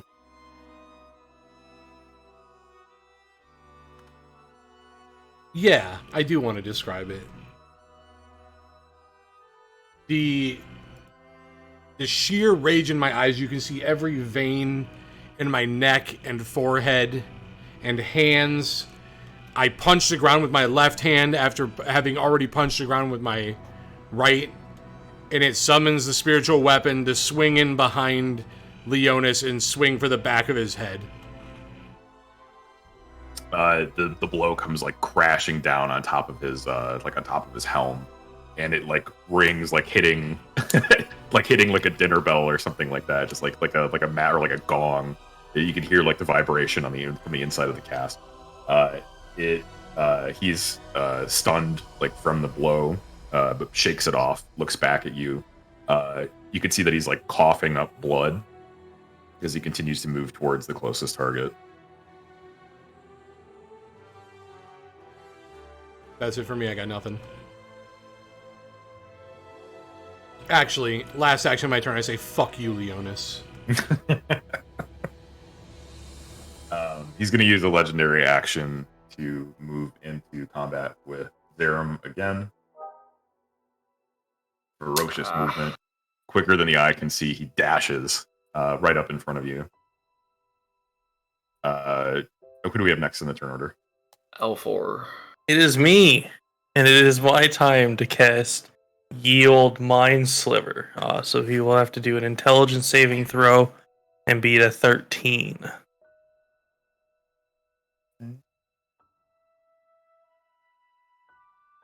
Failed. He failed. He's taking a big ol' 6er. Ratty. And he's also minus You could D4 on describe his- the windup for me. So basically, I'm gonna lower my head, focus my thoughts, and I'm gonna reach out to him with a piercing, high-pitched sound, and it's being sent at him, essentially crashing right into his skull. So the blow lands and he like reels back from the hit. He coughs up. You can see like sort of like vomits like blood like right after he recovers like from the blow. But like after he like returns his head back to sort of like a normal state, even though he's hunched over. He continues to move towards Zerum with killing intent. And that will be the end of my turn. Alright, Theramir, it's your turn. How long does this Well- frightened state last for them? That's a great question. Are they supposed to be rolling con at the beginning of their turn for it? Oh, you're good now. You're set now. You're no longer frightened. My bad. It's like a one-turn thing. Yeah, my bad. All right. Well, man, I gotta hope that my boy Zerum's gonna die unless I hit this shot. That's what I'm feeling. Time to hit that coin, baby. So that's exactly what I was gonna do. I'm going to wait. Remind me how we determined it. Was it on the? Is it like any roll? Because it's like Any roll. Any roll, but you have to do it beforehand. You have to say that you're using it beforehand. Because I'm in a situation where it's like, oh, do I use the coin for this turn or is it on one of my rolls? You know what I mean? Yeah, actually, well, before what we did is you failed a roll and then we said you could use it before. I think we can keep that consistent. I think it's a unique, fun thing for your character, and that's like a little bit more powerful, and it gives you like a cool thing to do, flavor wise. So we'll say that like you can turn unluck into luck. So if you fail a roll, you can use it. All right. Well, let's go for Does he use it to make that a successful roll from a failed roll? Correct. Oh, I really like that. All right. So like for example, if I roll hit here and I fail miserably, I can use the coin to flip that to luck. Right. Yep. Yes. All right. Great. All right. We're doing it. Let's gotta end it here, boys.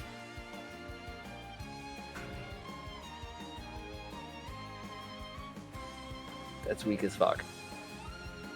Yeah, so you're wanting to use the coin. So this is a classic situation of knowing the situation and realizing that there's a potential situation where a third member of the party gets owned. I reach into my pocket and I rub the fuck out of that coin.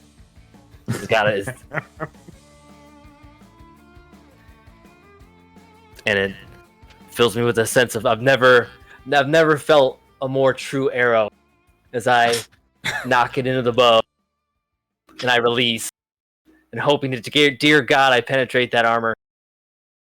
All right, so this is like guaranteed. I can just roll attack, right? Yep, just roll. No. You gotta roll your hit again. He did. Right. You're re-rolling a roll. Yeah. Oh, I thought it was just flipping a roll. No. Like he missed, and then he rubbed the coin, and then it bounced off a weird rock. No, this is Okay, still gotcha, gambling. gotcha. You're still gambling. Yeah. Yeah, this is the true gamble.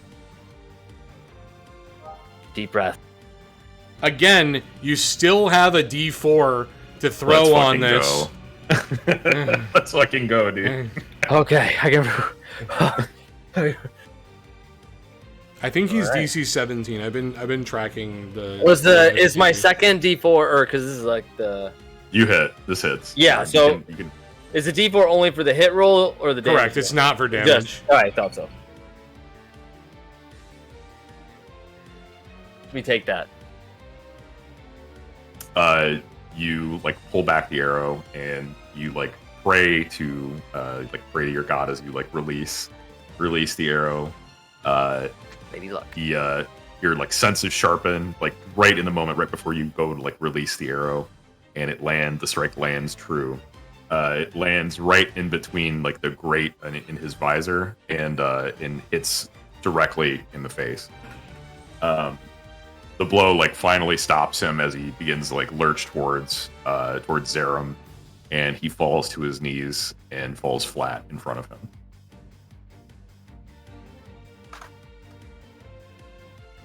You've slain the boss. Oh, We shit, fucking Jesus. did it. We got him on the coin rub reroll. Dude, I was ready to be like, Zerum, if you don't finish him on his knees, boy. Okay, I rush over and I try to resuscitate Jan Dwoyer. I think I have medicine proficiency. Hold on. Yeah, I'm +5 medicine. Okay, you can try to stabilize him. Yeah.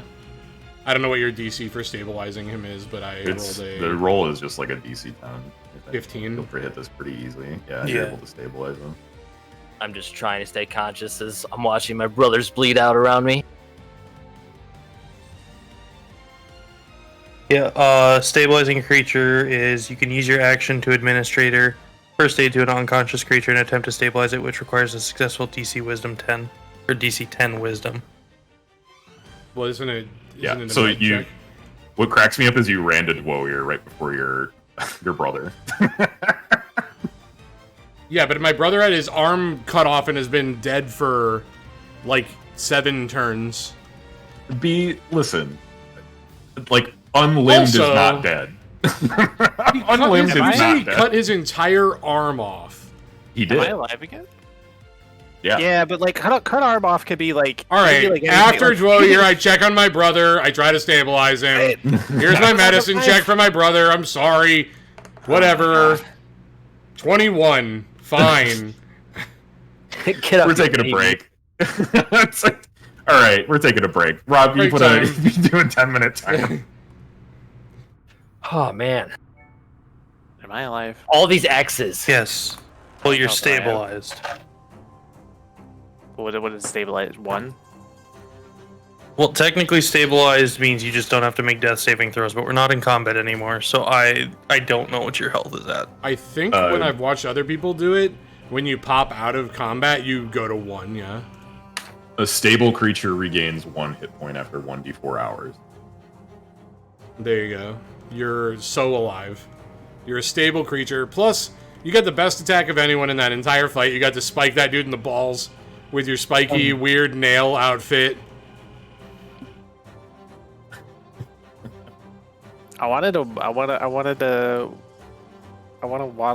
waddle on my elbows over to Tracy. His name is Samuel. I'm gonna keep calling him Tracy. I want to ask the lady who the fuck that was. Who the fuck was that? I used the support action on him. I was like, I got you, Tracy. And you guys arm cut off. I don't got you, Tracy. I'm pretty sure that Zach rolled 5 crits during that fight. That was did. fucking insane. I did. Oh, I mean, I want to crawl over the flask and like try to drink. Just I want it. I don't think you want anything of what's in there. You want to lick the juice out of his weird flask? Also, we've established that this is a warped tour monster can situation. Okay, like this shit's done. Right. He drank it, smashed it. After he smashed it, he also tried to drink more out of it, and there was nothing left. Thirsty, brother.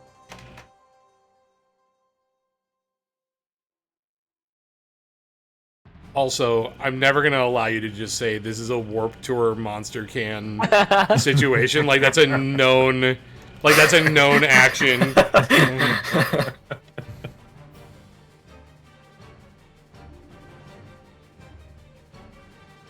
I suppose I can switch myself out of battle music. Can we ask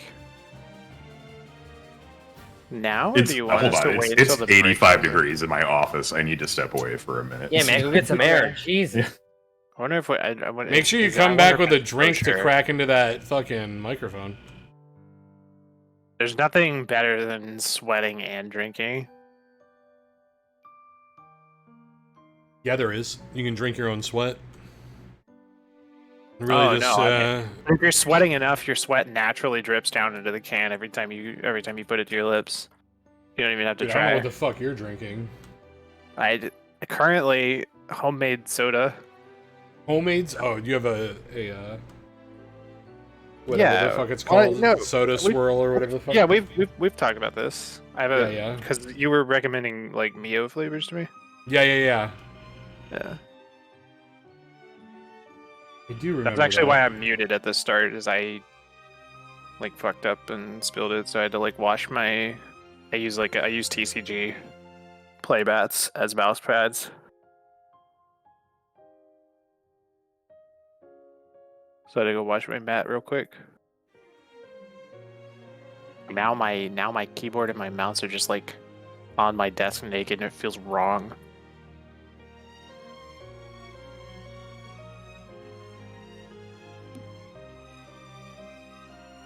Is it? I do wonder if is it kosher for us to ask if Tracy's like okay? I stabilized him. Because the rules go. Yeah, but the rules on that stuff go from like normal human beings, where it's like you're instantly unconscious from the trauma and you would bleed out within minutes if you actually like just straight up lost an arm, or to the upper end of the scale, which is like it just doesn't bother you at all. You're like you shanks from one piece, like you're just chilling through the whole process. I think one of the older Dungeon Master's guide like addressed some of this stuff when they were talking about like relative power scaling to like characters in D&D as compared to like somebody in real life.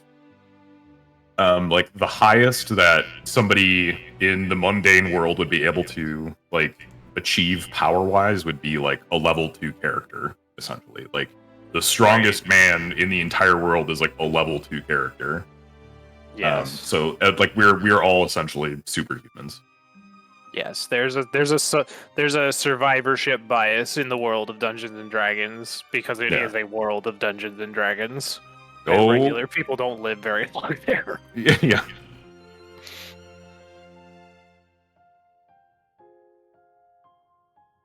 We are officially at the 5-minute break point of the 10-minute break. Make sure you come back with a cold one to crack with the boys. Oh no, I cracked it early. No. I forgot right before you said that. That means you were leaving boys out of it.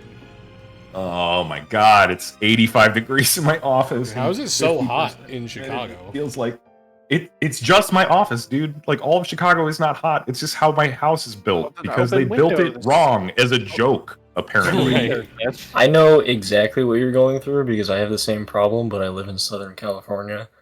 Oh my god. Oh, so it's actually hot. It's like 110 in my room during the summer. I have central air, but my HVAC is unbalanced, so none of the air goes up to the top level. Yeah, my whole house is like insulated, just like a terribly like awful way. Like I have so much sweat just floating around my gooch right now. I feel like I'm going to die. All right, Twitch fam, that's that's Zach who said that. You can say gooch on Twitch. No, I know, but I don't think anyone. I don't have a lot of viewers because usually people watch this on VOD so they can watch all of them.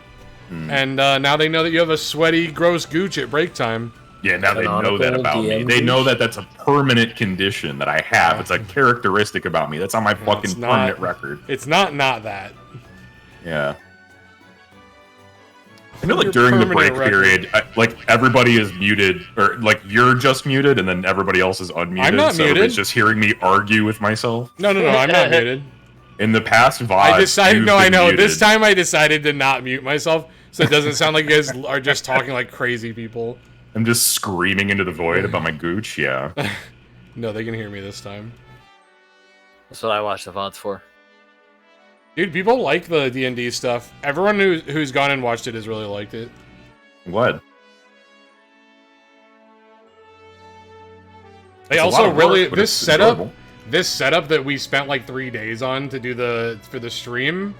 People really liked it. It lights people up so that like everyone knows who's talking. Yeah, it's tight. I wanted to pay my artist to do additional frames of people like passive and then talking. So it'd be like an on-off? Too. Yeah. So it would just be like apparent when you were talking. There would be like an open mouth frame when you were talking. Yeah, that's dope. You should get him to make a DM though, so you're not just like the DM with the dunce hat on. Yeah, true. Even though I fucking love it.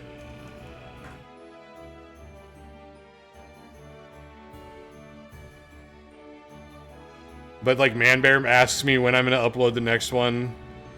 I'm not always great about getting them up like the next day. For the highlight or whatever. I mean, it's still up there. You can still watch the VOD, right? Oh yeah, but if you highlight it, it's up there forever. Yeah. I'm probably gonna like make a YouTube to upload them to. Because who knows if they'll be liked.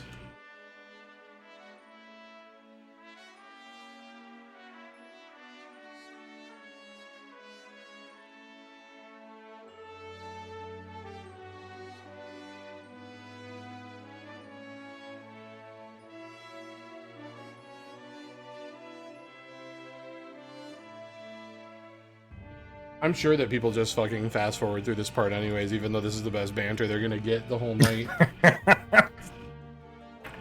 It's pretty good banter most of the time. That's it's true. really it's the latter half of the show. When you all start getting slap happy. That's when the good banter happens. Yeah. So we've been in combat all night. Dude, I even kept notes. I kept DC notes.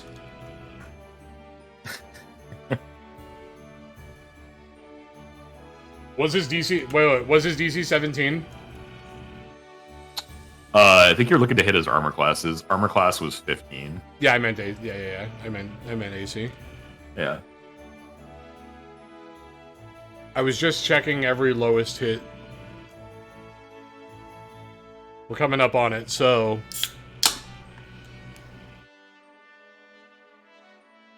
I hope that came through. That was an excellent one. It was a very good one. What are you drinking on, Zat? Just a Coke. Listen to this young man with his fucking healthy glycemic index. Yeah, I'm definitely a healthy human being.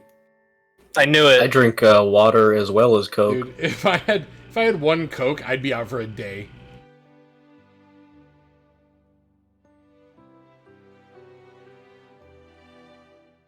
And we're back. Hello and welcome back to A Cold One with the Boys. The group has just engaged Captain Leonis in combat, as well as members of the Order of the Crimson Lion, who were sent to collect the blood that was being harvested from the dragon that's sitting over here in the background. The group has successfully defeated Captain Leonis in one-on-one combat, despite his efforts using some a little bit of magical intervention to turn himself into a harder target.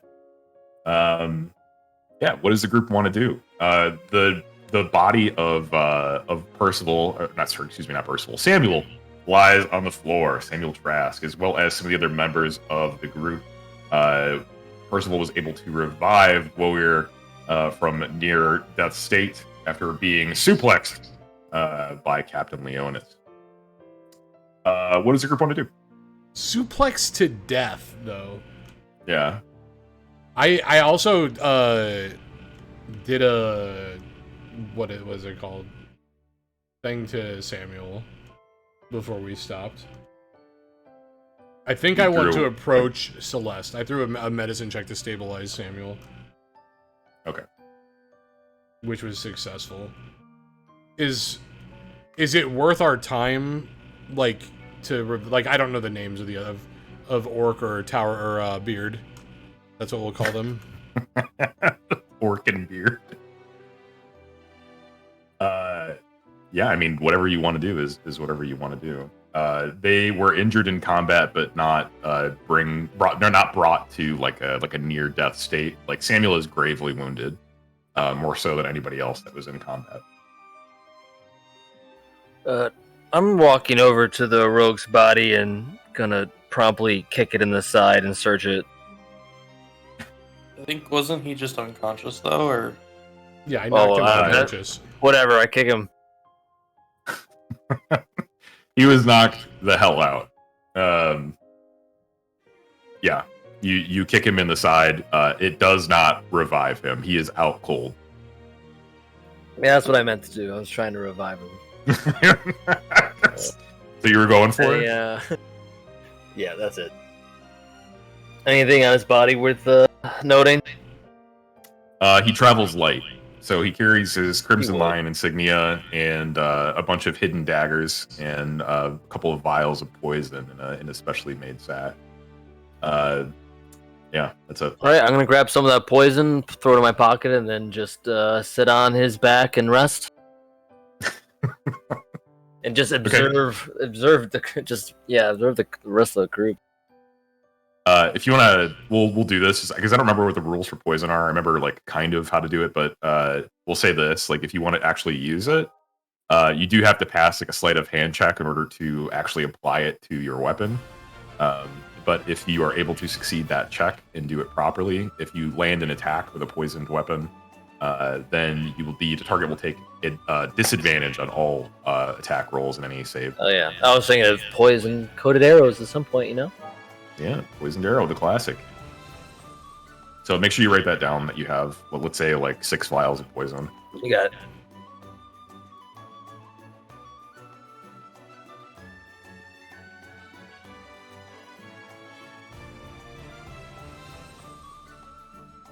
All right. I walk past Samuel and motion to Celeste to join us. Mage, come, talk with us. So she walks up to you and she is incredibly shook by the events that just transpired.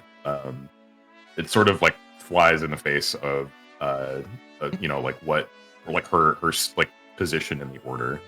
You can see that she's visibly shaken and she's like kind of on the verge of tears, and she tries to immediately start tending to Beard here on the ground, and seeing if she can sort of revive him and tend to his wounds. Is Samuel like lucent? Barely. You could probably talk with him. Brother, what brought you here? He tells you that your father had specially like handpicked a group of cadets from the Order of the Crimson Lion to escort mages from the Whitehaven Mages Guild to and from this location in the mountain.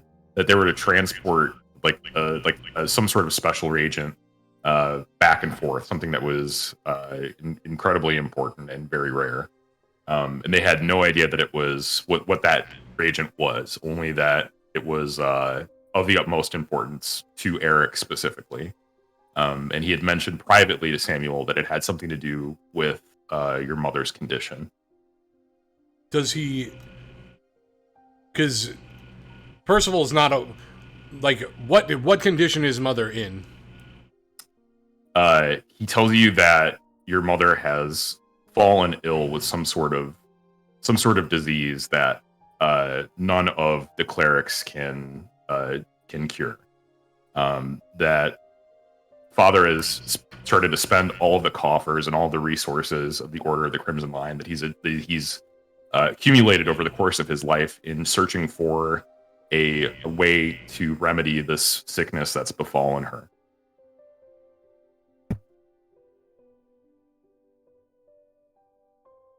That she no longer speaks or addresses anyone. But some sort of illness, some sort of spiritual illness has taken her. And this dragon blood water is to save her?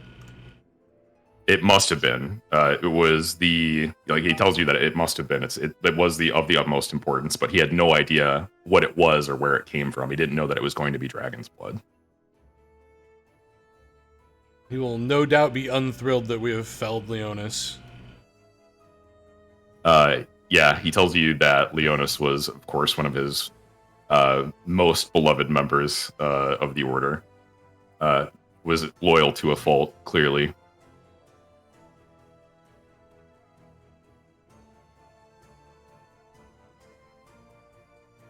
He's sort of like phasing like in and out of consciousness, like as he talks to you. It takes you like a little bit of effort to get any more like conversation out of him.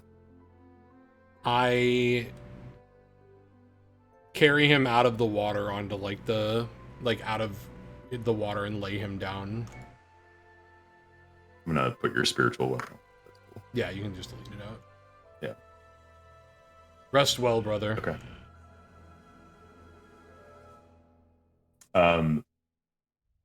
Celeste continues to try to tend to the wounds of the fallen here, and also moves them onto the shore and out of the water.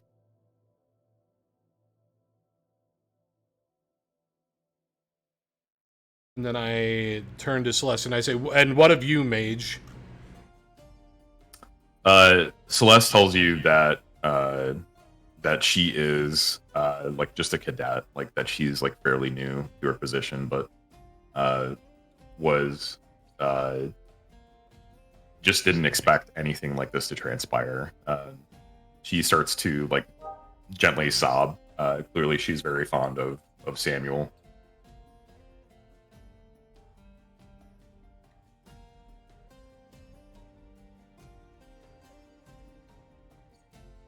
Okay. It is our intention to fell this dragon as well and stop the flow of dragon blood into this water. Do you intend to stop us? She like looks back at the dragon and says, "No, clearly the beast is in great pain."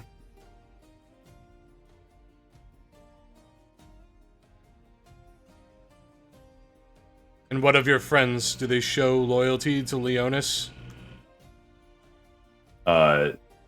They have no loyalty but to the order. Leonis not in particular. I think that we'll have we have much to discuss. Thank you so much for the follow.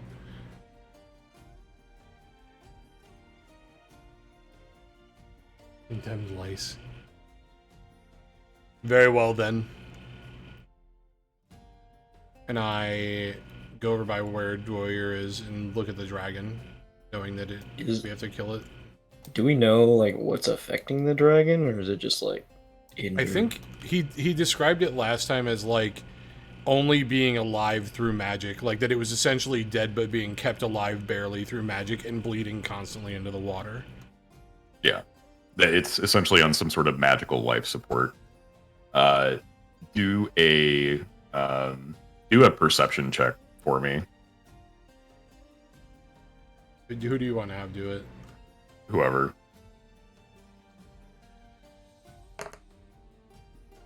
You notice that some of the barrels, Zerum, some of the barrels to your left here, have like are differently shaped than the other ones. And glancing in that direction, you can see one of them is half open, and then that there is kind of like a like a meat slurry inside of it. You could probably connect the dots here on what was happening in the chambers inside. That members of the Order of the Crimson Lion were probably kidnapping or like finding whatever animals or people that they could like out in the wild nearby to assist in feeding this thing to keep it on like a kind of life support.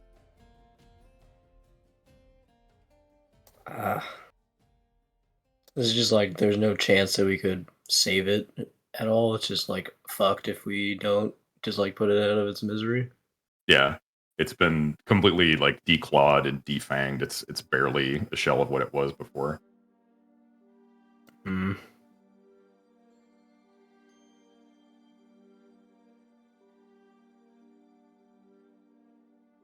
You feel a kinship to it, Zerum. It is one of the glorious lords. I feel it should be given its respect. I'm gonna drag Leonis's body in front of it and lop his head off and place his head in the mouth of the dragon. That's metal as fuck. I was literally about to say that. That's fucking. It's metal as fuck. Blood for the blood god. I'm into it. Move the tokens.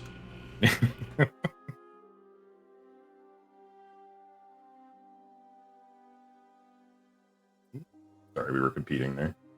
Before he does it, Zarin, would you like to be the one who fells the beast? Alas, I don't think that I'd be able to pull it off. It would be sacrilege for me to declare harm on another of the great lords. Personally, I don't think that I should even be in the room when you do it. Very well. Then let's get gone with you. Is there a rule that, like, because I was the one who agreed to with the god that I need to do it, or is it just like a group thing?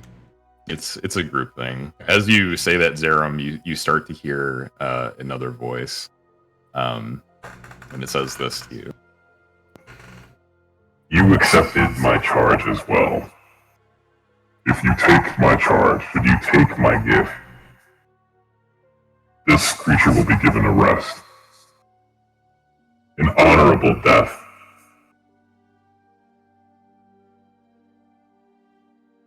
Pah, false gods and their honor, I say as I turn around and walk away from the dragon in sorrow.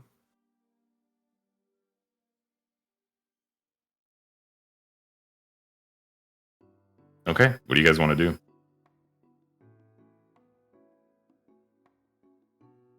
Well, I believe we have to do what we came to do. I agree. How do you suggest we go about doing that?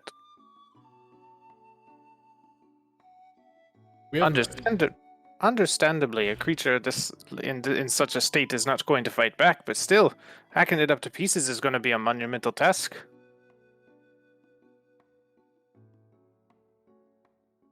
Alfor, give me an Arcana check. Dude, I'm fucking done, dude. Holy shit. I'm getting up. I am walking away. What the fuck? You have such a good bonus on it too, which is like the funny At part. least it's not called cold twos with the boys. Dude, I'm like setting up. I'm just giving you like balls to like just dunk, right? This is brutal. God damn, man. Or are getting better?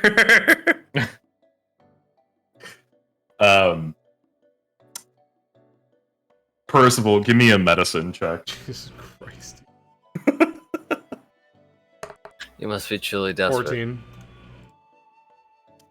You know that in most creatures that, from medical texts that you've had to study during your education about the deadliest ways of combat, that stabbing something at the base of the neck towards the skull will end most things' lives.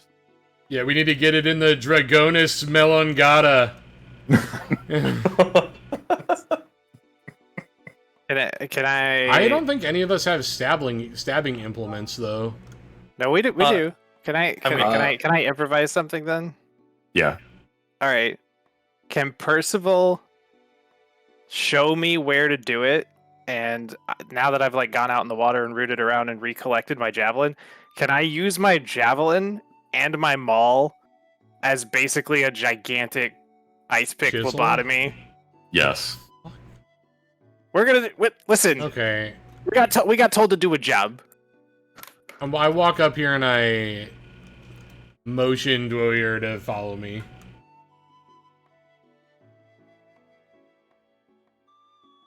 So basically, Wody, you're gonna want to get up in that on that dragon neck, right up behind the head, and smash it upwards into its skull from the neck.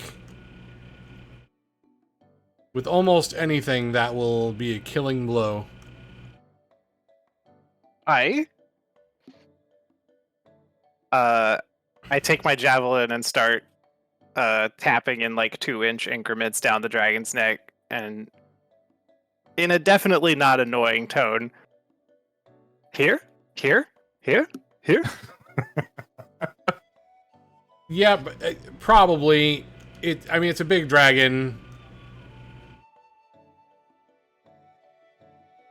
I start wheeling around to see that he's doing it right. Yeah, that's probably a fine spot. All right.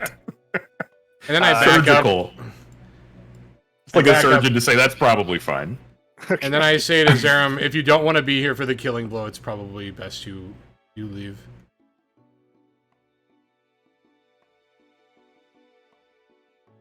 Okay. Pointy end goes in the dragon, and we're gonna tap the. Is there any kind of associated roll you want me to do with this, or? We're gonna do the skill check roll again. So roll me three, roll me a d6, and we're gonna do 3 of them. So just doing one at a time. Okay. God, if you fail this and then you fall off the dragon and die, I will be very mad. It's not 2. a 1. That's a Okay, success. Uh-oh. Oh! So you go to drive the javelin in, but the second blow doesn't land quite as cleanly, and it kind of like lands to the side, and the dragon cries out in pain. I make a nervous look at Zerum, who almost certainly heard that, and just do nothing but a sheepish smile. Give me 2 more.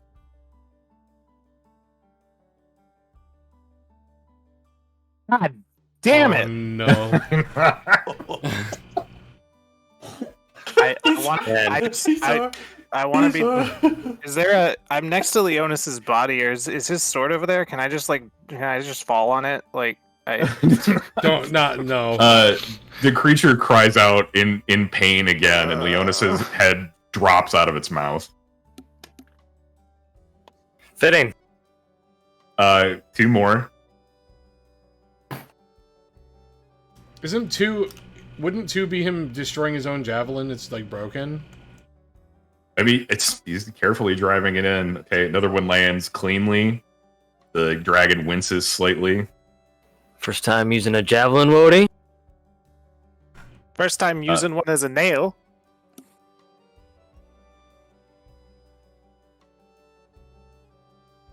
Okay, so you finally managed to drive the javelin home, and as you hear sort of like a squish, like there's pressure like being relieved from a valve as it's driven in, and you see the eyes of the dragon sort of roll back in his head, and he lets out like a long sigh.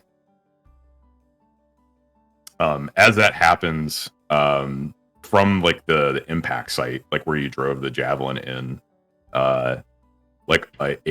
you start seeing like a black liquid start to leak out from that, and from that, as that liquid spreads over the nape of the neck of the dragon, that black liquid turns into what looks like a mold, and fungi. I keep saying that wrong. Fungi start to spring up from that and begin decomposing the dragon rapidly. Cool.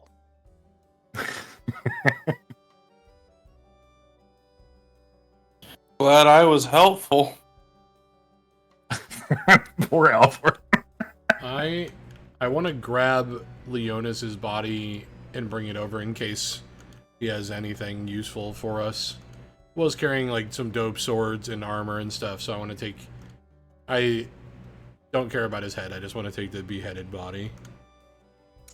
You notice on his body he does have a journal on him.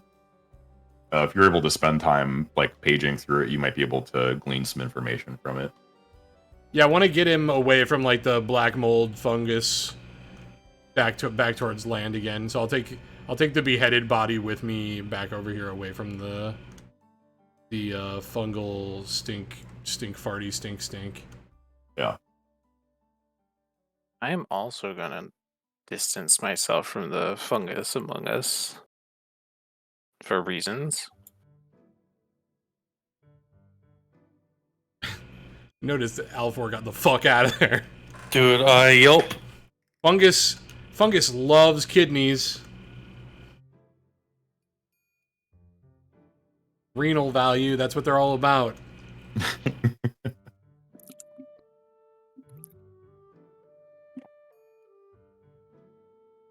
Okay, I take great interest in this journal. So you start paging through the journal, and you are seeing some notices about, or like some notices. Jesus Christ, you're seeing some notes about what was promised from Eric's new advisor. That there would be some sort of cleansing ritual that was promised from his new advisor that was going to cure matriarch of the family from her spiritual illness. The rest of it seems to just be notes on how the journey was going and getting this particular group of cadets out to the Whitehaven ruins here and moving that blood back and forth. It was just sort of like routine sort of things and notes on how that was going. Her name is Elle. Thank you. Cadets, Jesus. Is there anything cool about his swords that we can... I guess no one really uses swords other than... I mean, they can, right? Maybe Dwyer or Zarin would like them. They have beautiful patterns like engraved onto them, but other than that, they're relatively mundane. They just appear to be normal longswords. He was fully homegrown skill.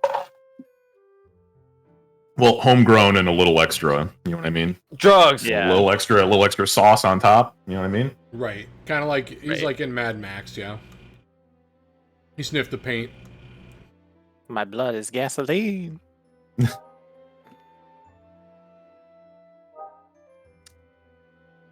So as you move, does anybody want to do like anything else, like in this room, or explore anything, or do anything else? Any sort of investigation? Nope. I'm fully embarrassed myself already. I think... Is where we came in the only entrance /exits? You could technically go out through this exit of the cave here. There's like another way out that leads like this is like the water source that some of the villages down at the base of the mountain were using. It's all like leading down from here, so you could follow that out if you wanted to.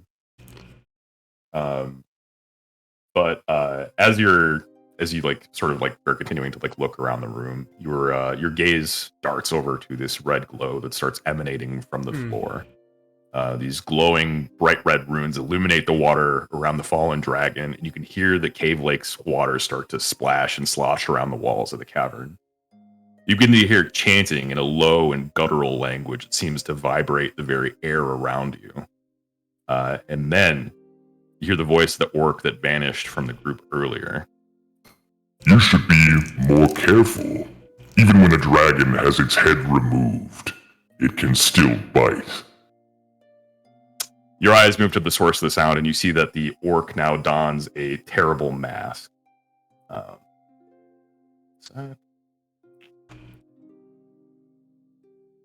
We in there.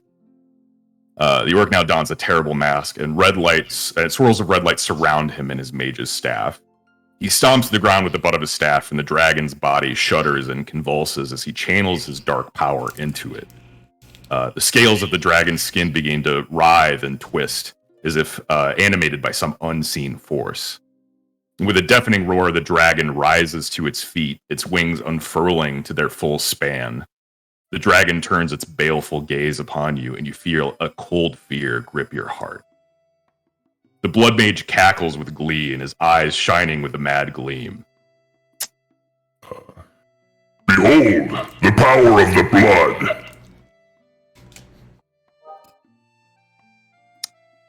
With a wave of his hand, he sends the dragon charging towards you, its jaws open wide and its claws extending to rend and tear.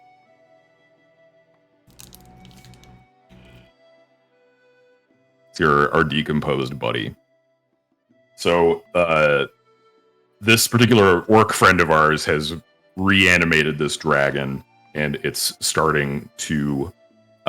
he's like essentially animating it like a puppet. Like he has direct control over what it's doing. It doesn't necessarily have any control of its own because you've slain it, but he's able to manipulate it like a giant puppet towards you.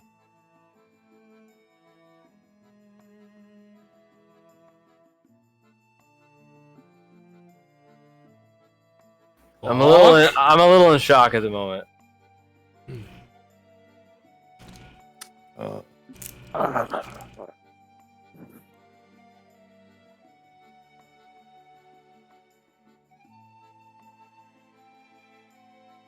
coming in through this exit earlier. Samuel turns to you, Percival, and goes, "Brother, just run." He stands to his feet and with his one arm picks up his tower shield and holds a defensive stance towards you, motioning for you to get behind him. You have to come with us. He ignores your call and stands his ground firmly and like tries to meet the dragon's dead gaze. Theramir, let's go.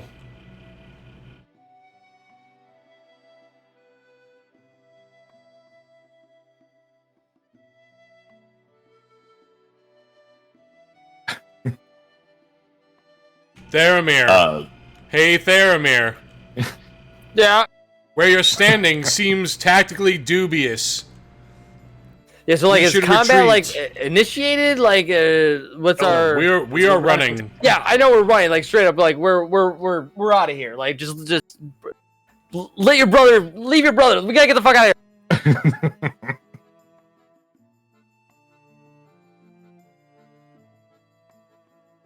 Grab who you can. I go to help Celeste grab Beard and carry and like run with him. Yeah, and I'm running straight for the exit. I don't even look behind me. I'm running.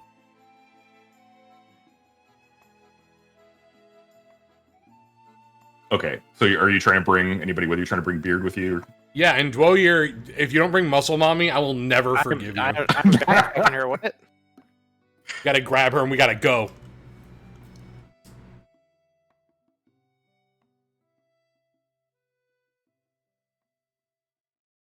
Mage, let us carry this man out. Samuel, come with. They like look back at you and they nod, and they do their best to bring their unconscious comrades with them. They're unable to bring the rogue with them. I spit on the rogue on my way out. Fuck him anyways, yeah. Okay, so we're gonna do a thing that I haven't done before, and we're gonna see how it turns out. The dragon is going to start chasing you down the caverns itself, and we are going to do a little chase scene here. So you are running full tilt. When you run full tilt, you obviously can't do it forever. I know we addressed that you kind of have like superhuman abilities like in D&D world, right? But what is everybody's constitution modifier? Like just tell me if it's +1, +2, -1, whatever. For saving throws or for skill checks? For just your constitution modifier, not a saving throw. +3. Okay, so if you could just put it in the scratch text for me or whatever. Just so I have it on hand. You want it in disc because we put it in game chat, but we can move it to scratch text if you want. Put it in scratch text. I'll type everyone's. Because other roles and stuff like we'll move it out of the way, and it's a little bit annoying to scroll up in the game chat. I hit enter as you said you type him.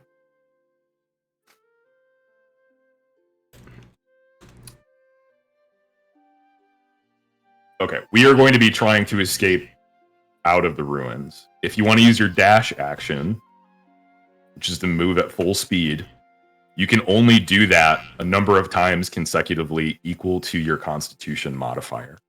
If you do it if you do it in an amount that exceeds your constitution modifier, you will take a level of Exhaustion, I think. Exhaustion is the word I'm looking for. You will take a level of exhaustion, which will give you, I think from the get-go, it's like you disadvantage on roll. So here's what we're gonna do. I'm gonna Been move nice knowing you guys. We're gonna move you back to the cave dungeon. I'm gonna move your tokens up here. Give me a sec to add our friends.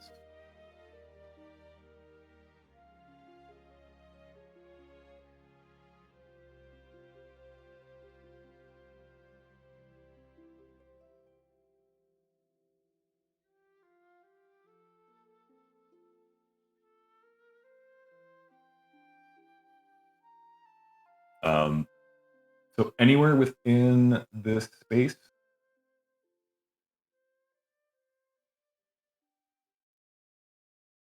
Anywhere within the space, if you could please just arrange yourself in an order that makes sense to you, how you want to start running out of here. We'll say you made it to here, where you started running. So just give me a formation. Oh, this isn't like quite lining up with the grid. I recognize this. This is where this is Neltharian's lair after we fall off the waterfall.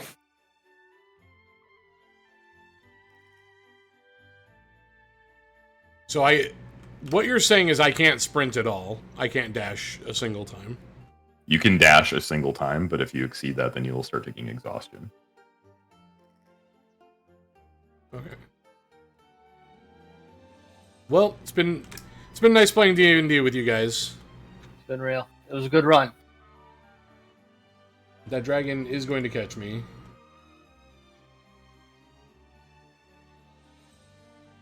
Are we considered in combat?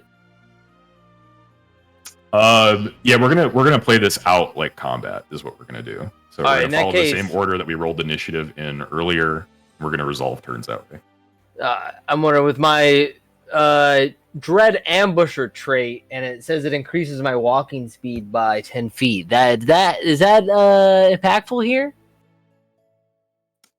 Is that dread ambusher? Is that always active, or is that like at the first round of combat? It's active on my first turn. The first round of combat. Sure, we'll say it's active here. All right.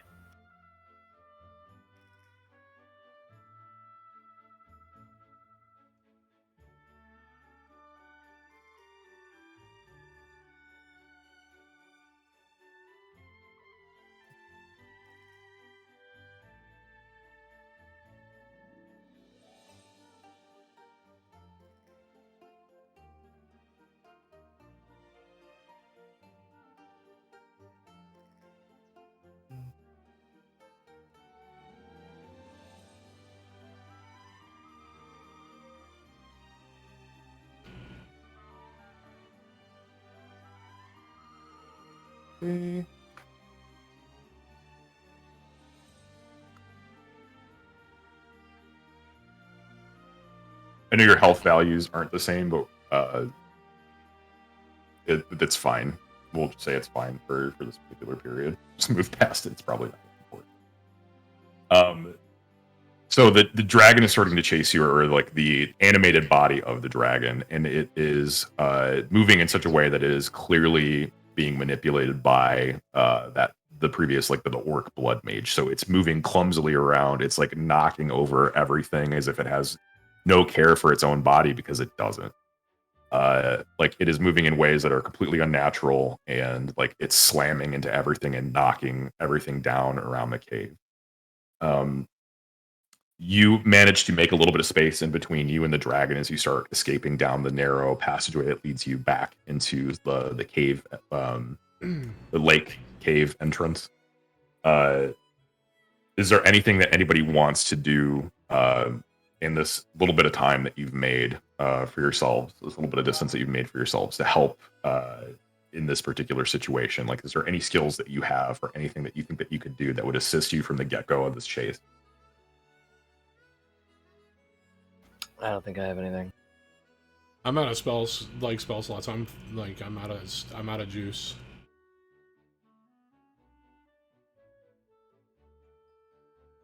Yeah, I'm also out of juice, so I guess we're just kind of hot-footing it out of here.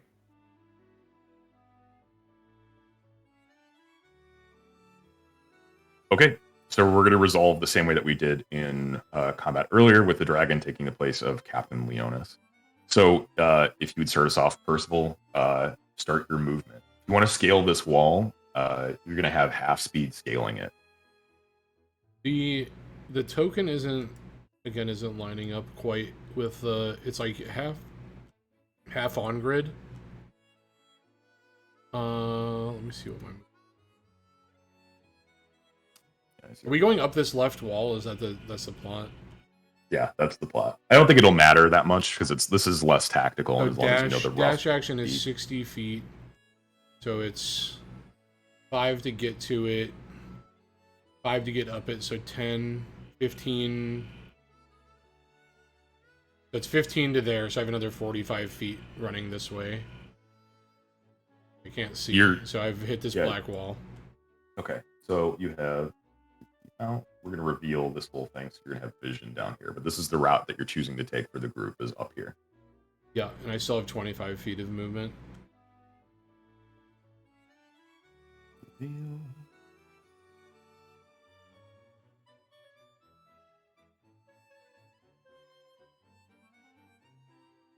There you go.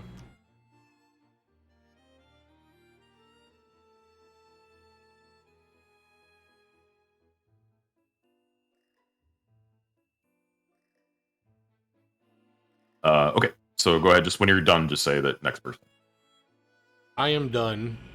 It is time for Alfor the Kidneys to take his turn.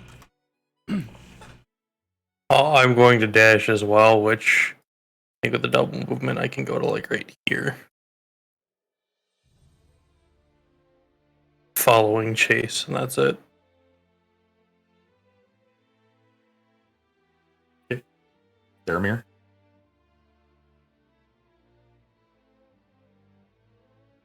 What's the normal distance I can go again? I'm sorry, I'm tired. 30 feet plus 30 plus my 10, so 40. Mm-hmm.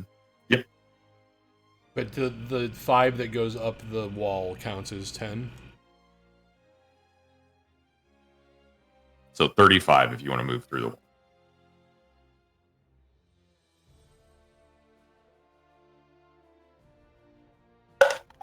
That's right there. All right, so there's an exit to the south and there's an exit to the west, right?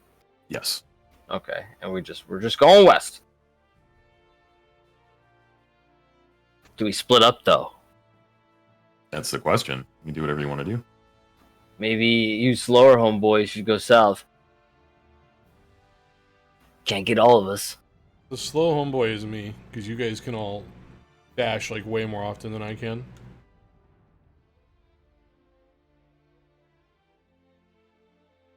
Oh, I'm done, by the way. If I didn't say that. You did not. Actually, one last thing. Is there anything noticeable in the room, like or in the hallways, or just rock walls? This is the natural cavern that you passed through Gotcha. earlier. Yeah. This is you're just seeing natural cavern formation. Right. All right. All right. I'm good.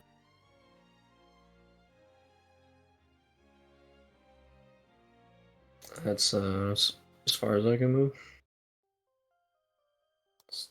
I can't really do anything else. Tori's turn. I'm sorry, am I still carrying? Are we still supposed to be carrying them? We'll say that you've got them up and they're able to like run at pace with you. Okay. How tall is this wall again? We'll just say it's like 10 feet or whatever. It's like an additional 5 feet to cross. So if you have 30 feet of speed, like it would cost you 35 to cross. I said that very poorly. It's an additional 5 feet, minus 5 feet if you're moving through the wall. So the wall is 5 feet tall.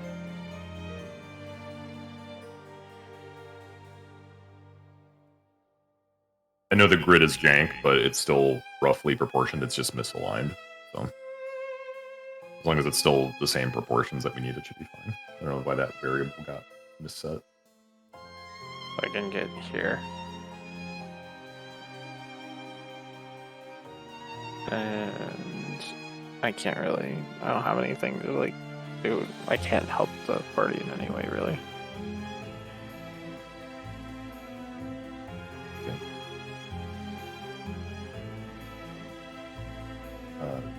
This one.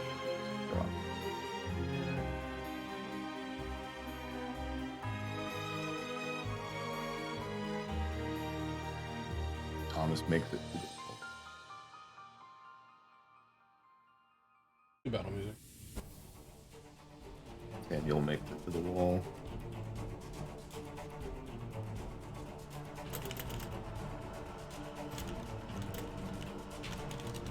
Celeste manages to keep pace with the others, but those three are not able to climb the wall without assistance. So the dragon is going to go next.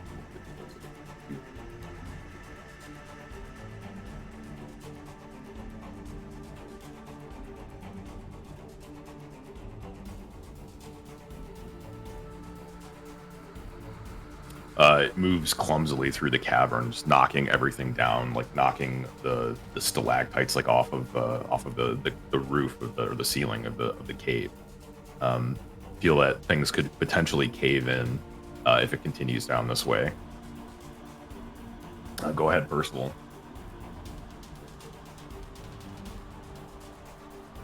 All right, I don't get to sprint this turn.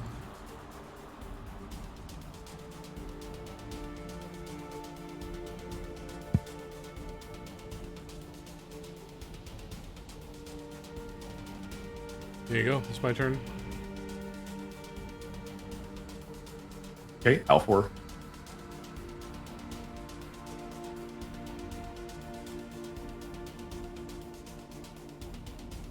I am going to just move. Not gonna dash quite yet, so.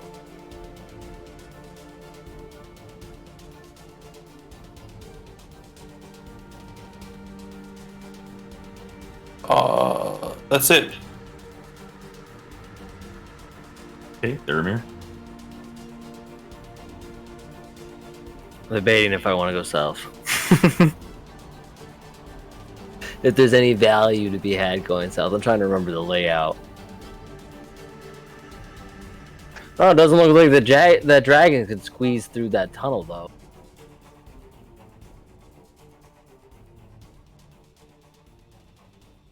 I think narratively he's like forcing his way down the tunnel. Yeah, he's just knocking the shit down everywhere. Right.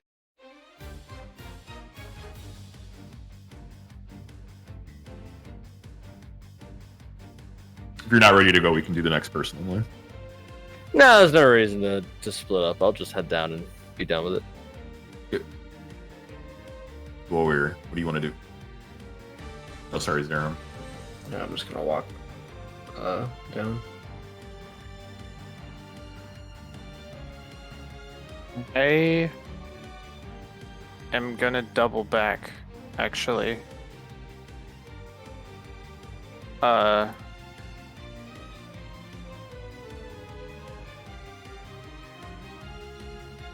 let me see. I actually want to double back to the basically to the ledge. Okay. I don't need to sprint to do this. It's just my regular walking distance. Mm-hmm. And I want to improvise an action. I want to give Celeste and Tracy and Beardy McShieldy. Samuel. Yeah. Samuel. I want to essentially like stick a hand down and like kind of like one by one as they try to climb this wall. I want to like throw them up. And however you want to like rule that as like a speed increase or whatever. Yeah. So you like motioned like to give your like hand to them as they attempt to like cross the wall. Samuel's obviously having a lot of trouble, seeing as that he only has one arm. Yeah. So Celeste and Thomas are both able to like convince him to drop his shield, so he does so, and they give him a boost. And you're able to grab his hand. You assist the others, and you'll all have like an additional 10 feet of movement, like going down the hall here. Okay.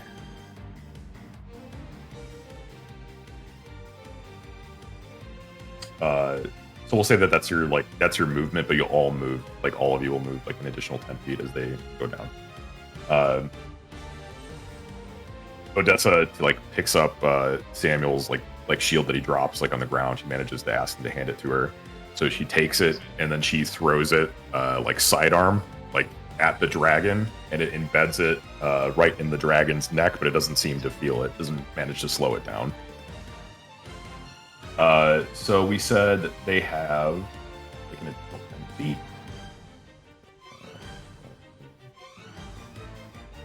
Ben also gets that like 10 feet back up the hallway also, right? He does, yeah. Okay. He said their names. It's Odessa as Muscle Mommy. She's already up the cliff, though. Yeah, but he said her name. If you want to just like rejoin behind Celeste, that's fine. You can just like move your token back over there. So take a little bit of distance between you and the dragon. The dragon moves.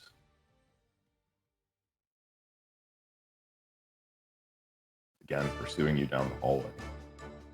Meets the wall and slams into it, causing a like the force of it causing the part of the cave ahead of you to partially cave in.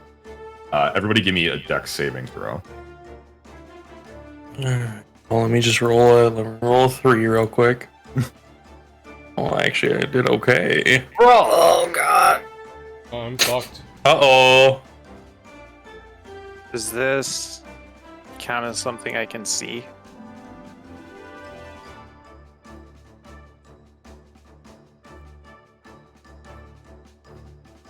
We'll say you're excluded right now, Dwyer, because you're not like all the way in the cave. Say that this back group is excluded because you're not fully in. Did my roll not go through? You rolled a 7? Yeah, 7. Oh, it's just not popping up on my screen. All right, yeah, that's what I rolled. Fuck. So Theramir, Zerum, and Percival take.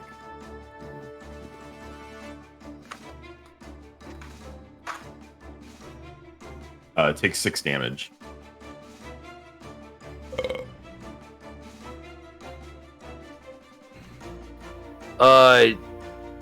We're not counting the health we lost before? No, let's not count it for it. Alright, I was about to say, because in that way, I'm dead.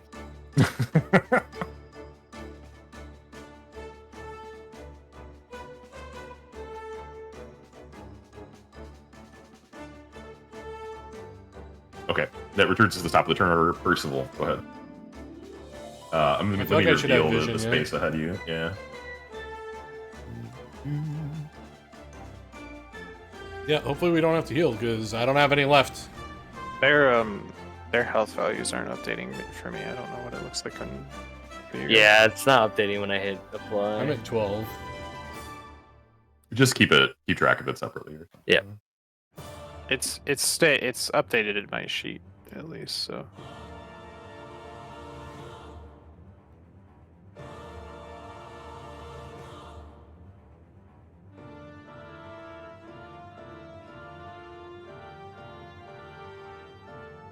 I'm trying to make for the old god that we're supposed to get the power from.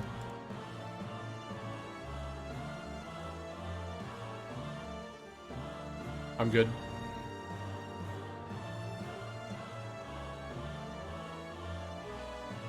You're like dropping. You're just like dropping 10 feet down. Yep. You are using the old Joestar technique right now, which I'm cracking up about. You're so fucking far ahead. Well, I'm trying to go talk to the old god on our way out.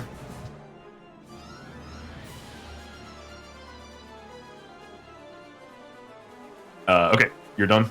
But also, you just made me take a third of my health for, like, being in a cave. So being out of the cave seemed like the play. Make better saves. I don't know, make me roll something that isn't the only thing I have that's -1. Oh. Tricky. I don't know. That sucks. Yeah, it blows. Alfor, go ahead. I can basically, I'm gonna use my second dash. I can make it right to the edge of the cliff, but not down. And then I will stop there. It's not your second dash, it's that you can only do 3 in a row, is what he said. Oh, only 3 in a row. Well, I'm gonna dash you can anyways, do 1, so. and then you can do 1 and then as many pluses as you have before you have to take a turn where you're not sprinting as hard as you can. Yeah, I got it now. But either way, I dashed there, so.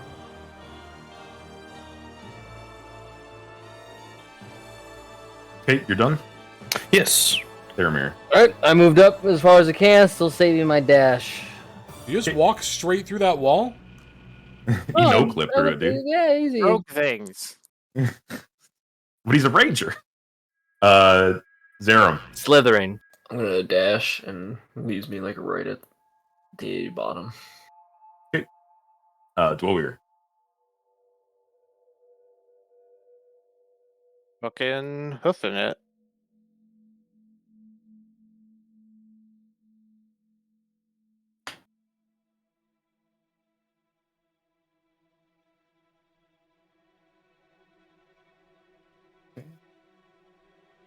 the group is going to follow you in tight pursuit.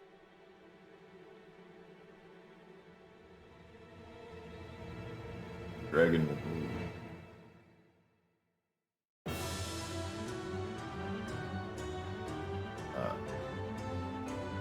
Hot on the group's heels, it manages to scale the wall and follows you in close pursuit. Again, it's knocking against everything in the cave, and doing significant damage to its actively rotting body as it chases. Go ahead. Oh, like it's losing parts of its body as we're moving. Yeah.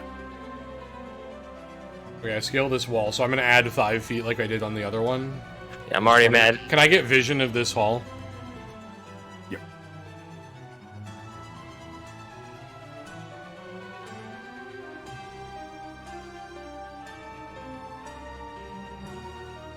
Okay, that's my turn.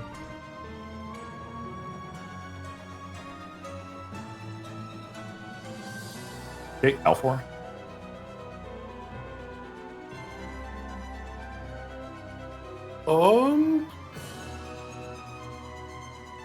Come back to me real quick. Yep, Theramir. I kind of like, part of me wants to just like kind of wait for the group to kind of catch up a little bit too. So I think genuinely my turn might be just hanging here on the edge. That's fine. Yeah, actually that's what I'm gonna do. Is I'm just Can I have yelled back to the group that I'm going to try to like beseech the god for the power he promised us? Sure. I let them know exactly that I'm rushing to the statue to try to beseech the god for power in hopes of it saving us.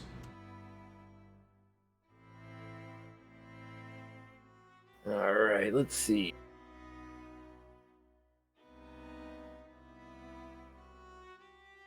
All right, I'm gonna run up to the edge of this ledge and use my dash and do a sweet flip over the water and land on the other side. Give me an acrobatics check. Let's go. I was prepared for this. No, dude. Yeah, well, looks like we're leaving Theramir behind, guys. He crashes his neck into the fucking rocks on the other side. You take 2 points of damage as you slip and fall. Where does he land? It's Does he land on the far injuries. side or the near side? Let's say in the water right before the wall. God damn it. I got penisy. You can't count on in cold ones with the boys. You can't count on the rolls, my man. Either roll a 20 or a 2. I'm not gonna lie, my character would laugh seeing that. like a wince and then a laugh type thing. Like, yeah. That was not the time for this. He just lets out a yelp as he falls. Like, Fuck!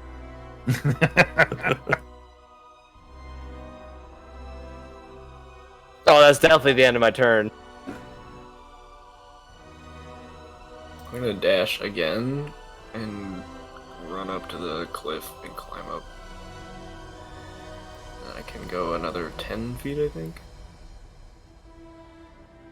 yeah, that's fine. I want to keep it moving. Normally I would still check you there, but let's just keep it moving.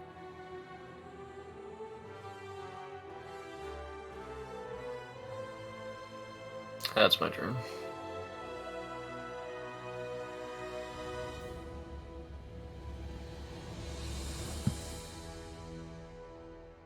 What were you? Is it me or is it L4? Is it me? No, I'm It's chilling. warrior. I'm kind of waiting for the Okay. group. So let's see. This is another 5-foot wall, right? So if I can get here. I run through the cave, get to the ledge, slide down the cliff, see Scruff's sitting on his ass in the water, and shout to Theramir, "Oi, Wody! Now's not the time for stunts!" I realize this.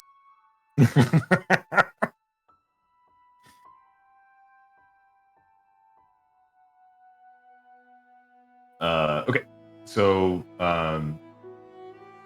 the group looks back, at the dragon, hot on their heels, and they are attempting to run. What the proper way?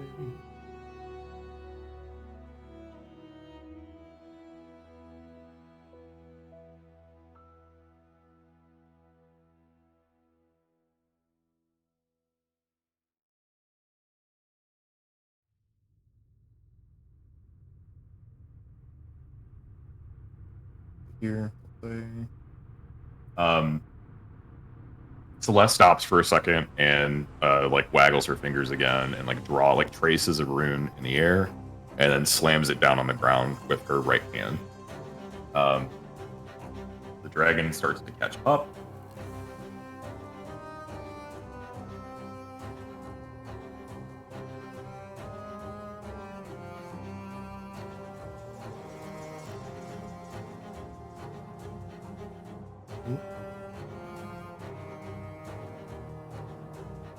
And Percival, go ahead.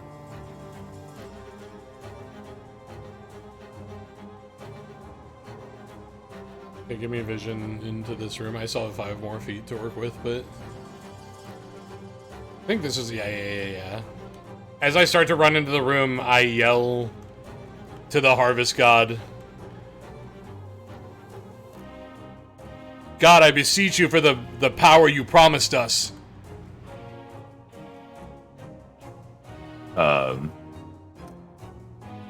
You see, you feel like a faint sort of like a magical like hum like in the air as you say that,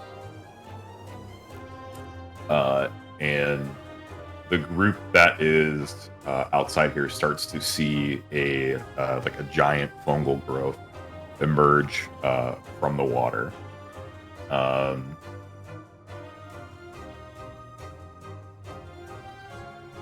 I don't have a good token for this, so bear with me.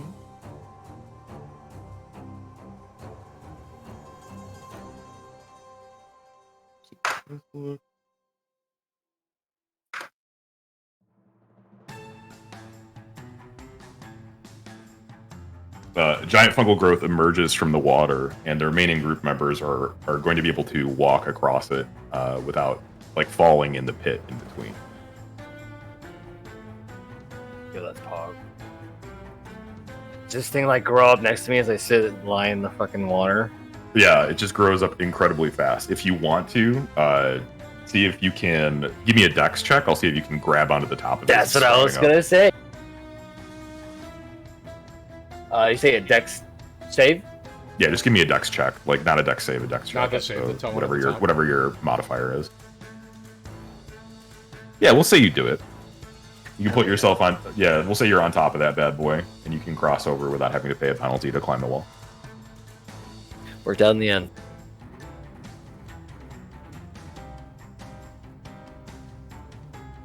With style.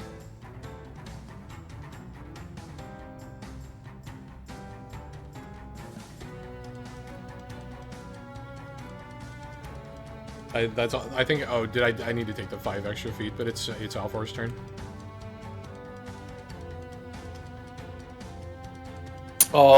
Yeah, I'm gonna just gonna 30 feet. You could just move directly across it without paying any penalty.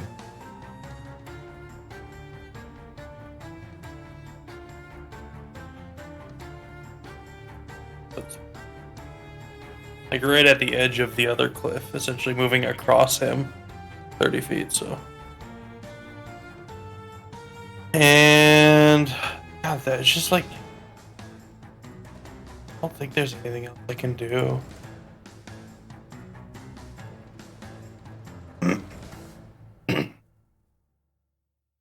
Okay, so you done? Yeah, I'm done. Faramir.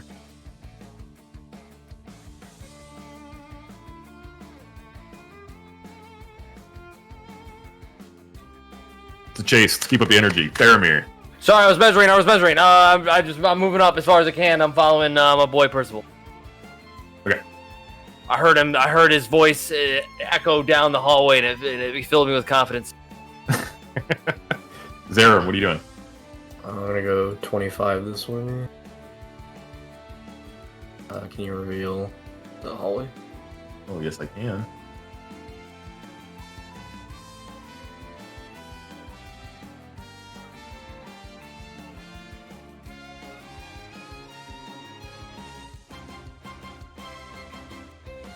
Alright, that's my turn.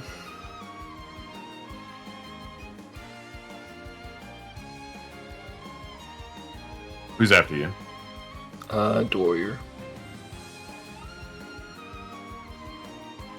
I run forward, scale the wall, and stop on the edge of the newly grown fungal bridge. Excellent.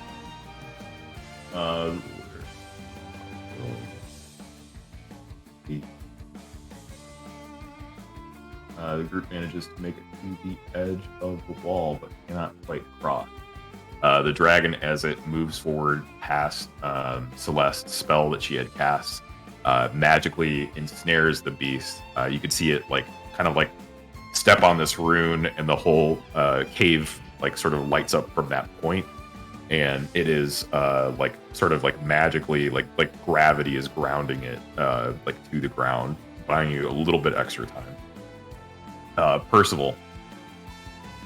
I move across the room, and as I'm moving across, I go, man, I hope... As I'm moving across the room, I say, man, I hope the only power we get isn't some stupid fungal bridge for all that work we did. But whatever, bye. And I run across the room.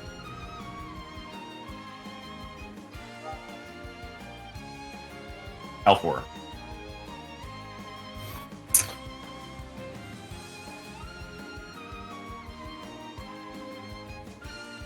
It's I want to try to stay back and help them, but I don't know what I could do to try to help them. Mage hand, what am I going to tickle the dragon? Or Think about it more of an RP way. You're not limited to just your spells.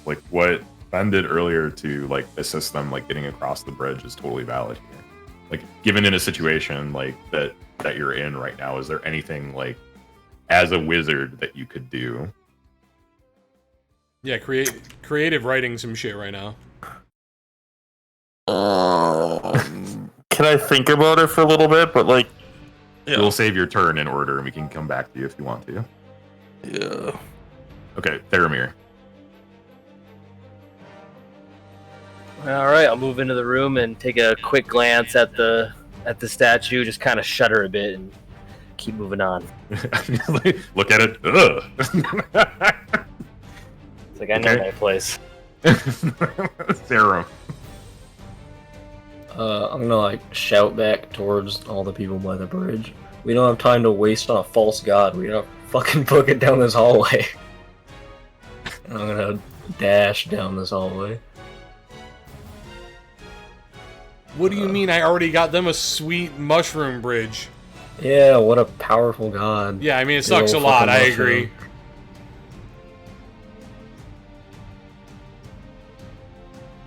Dweir. Can you reveal the hallway? Oh, sorry. I am doing too many things at once. And I'm a sleepy boy.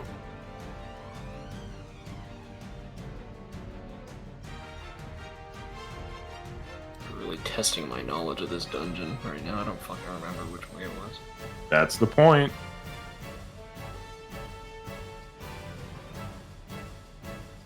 I think that room on the right I think it's opens the left. down. Oh, you're right. Yeah. I think it's the left, and then there's another little cave tunnel that goes down to the right. I feel like the room to the right might also lead somewhere. I think it was to the mechanic thing, with all the traps. Yeah, but there was a way out that way also. Yeah, it's kind of like a circular sort of dungeon, anyways. So I don't know which way would be faster. Just pick one. You're in the lead. I only went this way because I thought that this god would be better than a mushroom bridge. That's the end of my movement, so I don't know.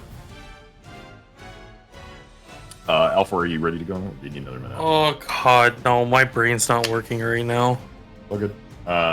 The other group is standing at the edge of the mushroom bridge, and they try to assist Samuel across.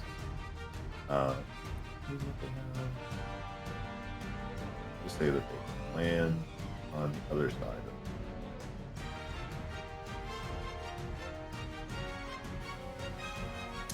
As the dragon breaks free from the trap rune that was set, the snare, you hear a voice sort of echo throughout the cave. Oh, false god, huh? and the the mushroom bridge begins to sprout limbs. Oh. Let's go. Oh, he's making a mushroom homie. And he engorged. He's engorged.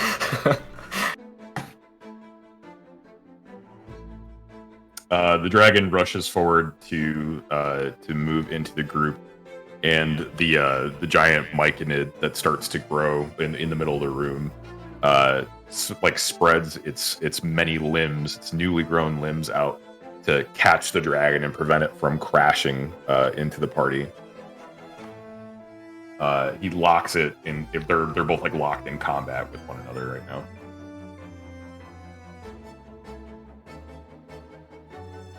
Sick.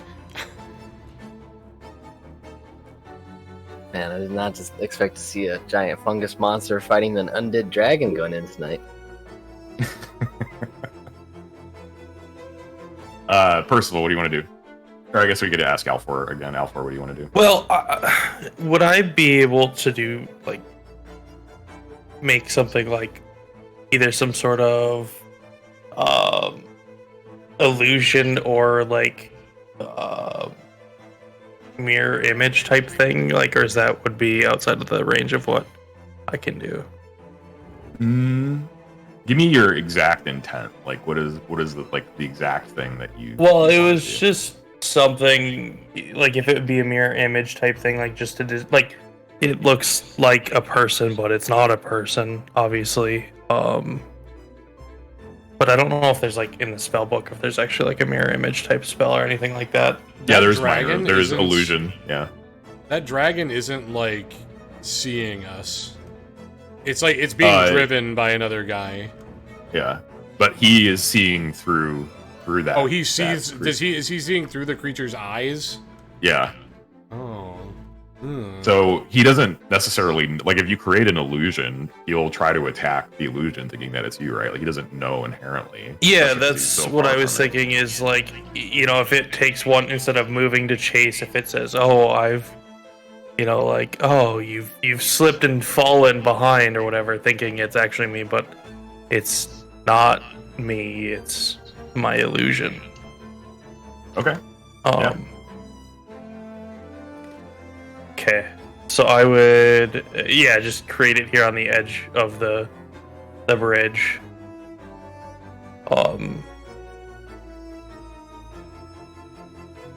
Say it's this thing. Yeah. And then I'm going to let everybody know that we should go south if we're going to try to get out of here. Instead of across, like, instead of following Percival to what would be the west, we should go south. And then I'm going to do the 60-foot movement here quick. Where does that put me? Right at the entrance of this. And that will be the end of my turn.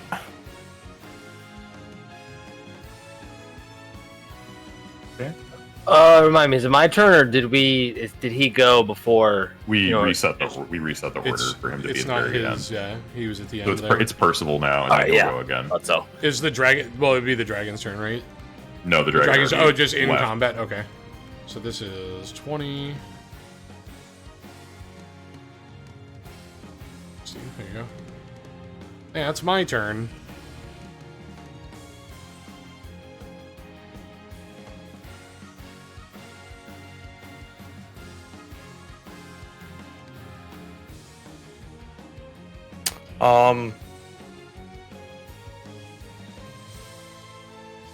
Yeah, I am just gonna keep moving, I guess. It would be my turn again, right? Since Zerum, right?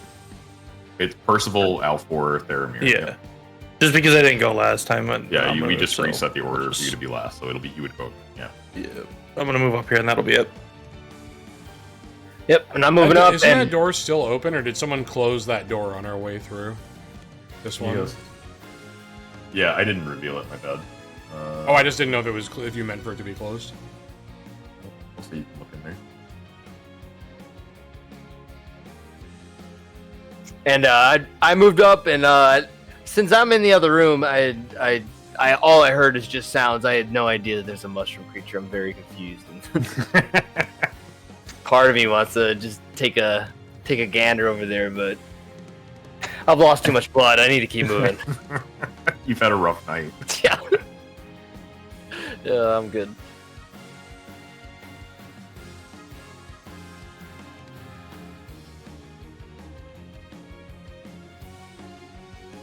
Zero. Yep. Reveal the key.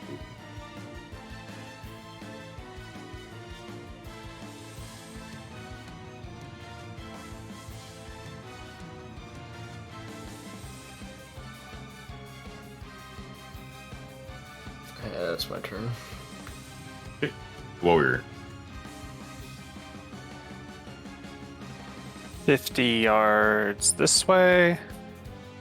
And I turn around and look at our newly acquired woodies. And I am whistling with my left hand while windmill swinging my right like a PE teacher, pointing down the hallway.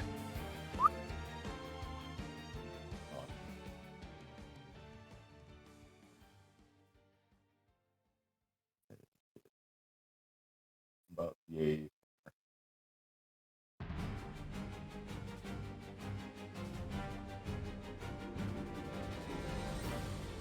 Okay.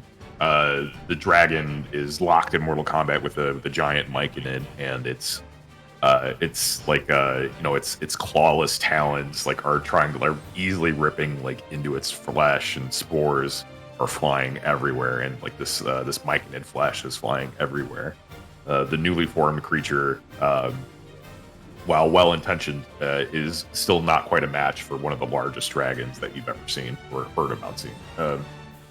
It is still locked in place, though, and giving you a little bit of space. And the dragon is not able to proceed this turn. So at the top of the turn order, Percival.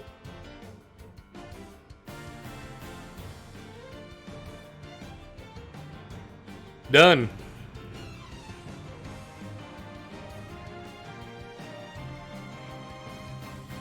Alfor. That other wizard chick that I can't remember her name of, Celeste. Celeste. Yeah. Yeah. Sorry, I glanced over the Discord. She made like a rune. You know? Yeah. Would I be She's like she's a snare spell. Okay, see, I don't have like a snare spell. Yeah, I'm just keep going. My character feels like I've done what I can to help, I guess. Unless I think it's something else, but that'll be it. I just move forward 30 feet. Okay, Theramir? I think I saw you already do your movement, right? Yeah, I move up to the corner, notice the groups catching up from the other side. I shout at Percival, nice job with that god business. Seemed to work. We'll see if it worked. I'm good. It's funny because I want to do stuff, but I literally like my character sheet is just like everything's checked off. Everything's fucking yeah, gone. me too. Just fucking like every single spell slot, like all of the channel divinity stuff, like just everything has a hard checkpoint. So I'm just fucking sprinting down the hallway as hard as I can. Zerum. Where'd he go? Yeah, I'm gonna dash here. Okay.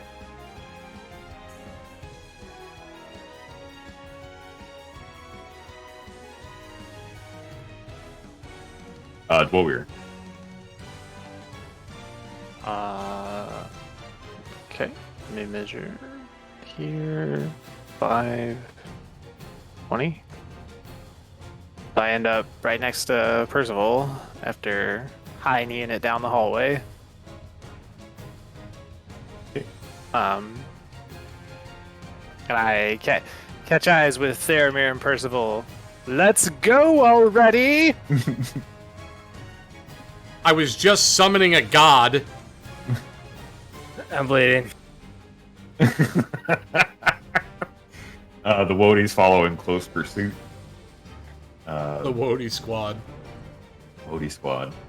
The dragon finally manages to tear apart all of the flesh of the newly created Myconid, and looks at the illusion of Alfor sitting in the singular pose on the ledge, and lunges directly towards it, slamming full speed into it, but does not, destroying the illusion, but it is not able to follow you in pursuit. Continue on, Percival. I heard on the wind that it said something imperceivable to most ears, but I could hear something I didn't understand. I believe it said Keck W, and I don't know what that means. I don't know what it means.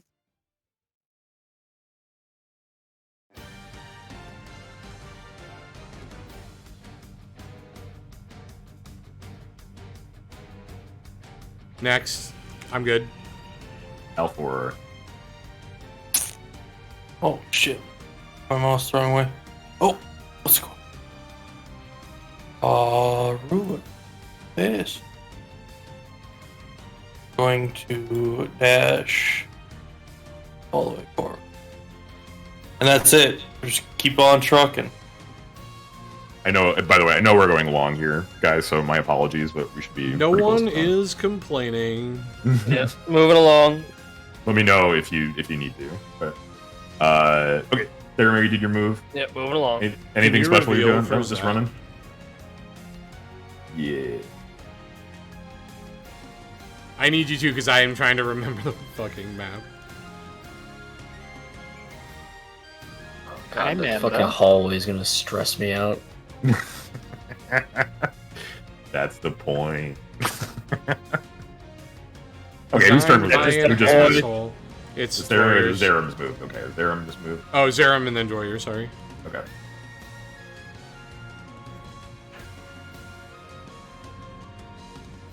Okay, I'll dash again. Get here. So you're gonna take a level of exhaustion from here on. This is my second dash. Yep. I have one. You should be able to do 2 in a row. Yeah, I should be able to do 2. I'm the only one who's fucked if I do 2.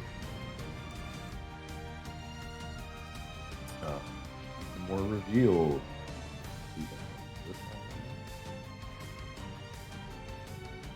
He should have revealed this one too when he ran past. Unless he's not looking. Don't got time.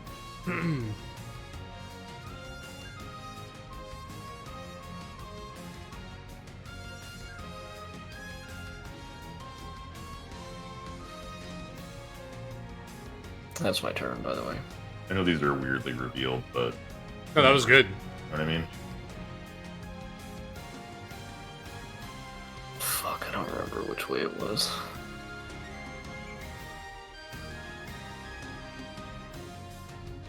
That's the point, Wody. I remember one of these ways had like a fucking rock wall too. Oh no. It's Joyer's turn.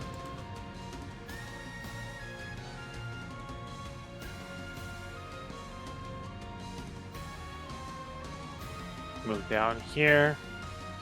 Whistle back to the Wody squad and point left.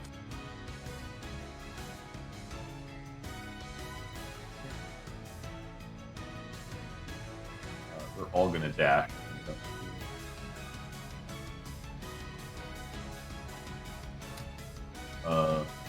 Dragon time. Dragon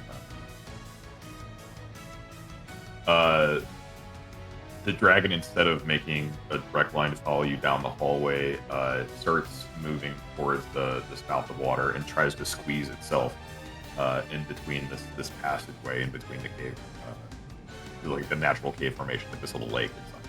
Did it just hit dash? How did it move like 3 times as much as it's ever moved? It just hit a dash? Yep. Woo! Eesh.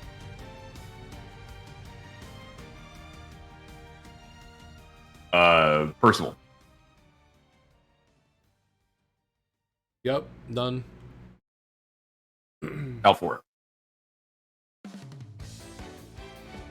I'm gonna dash again because it'll be my second one.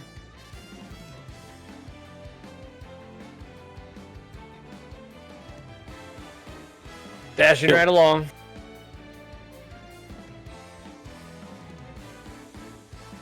Zero.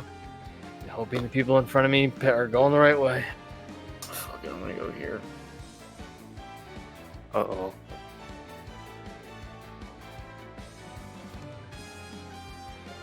If I went the other way, I don't actually reveal anything.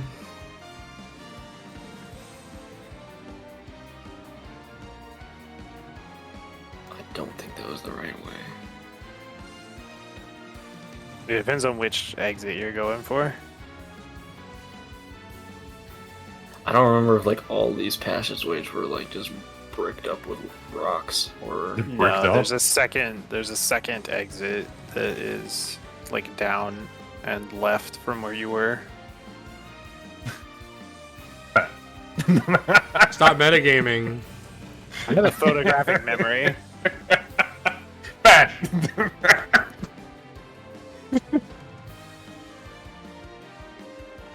I know where me and Lodi Squad are going.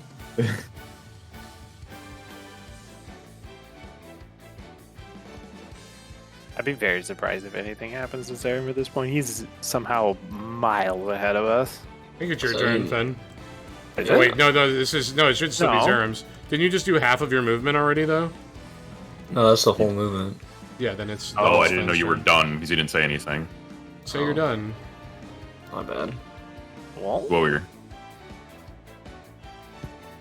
25 gets me here.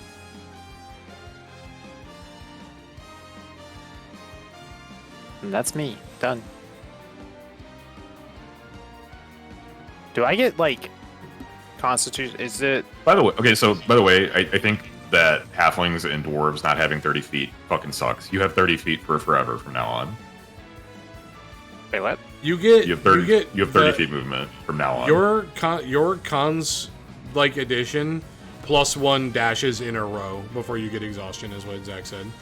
No, So I mean also in I addition was to gonna ask, that, what, it do I rate like do I recover all of that if I rest species. my turn? Hold on. We're saying two different things. I'm saying species-wise, dwarves get like 25 feet movement, right? Yeah. Yes. I think that fucking sucks. You have 30 feet movement from now on. Yeah, I was just Cool. answering Fenn's question. The way I've been doing it, Fen, is that you have to take at least one round not dashing to reset that. Okay, I didn't know if it was like you get one charge per rest or... If I get all my charges per rest, then I'm super fast. Yeah, then I'm gonna be the dead one.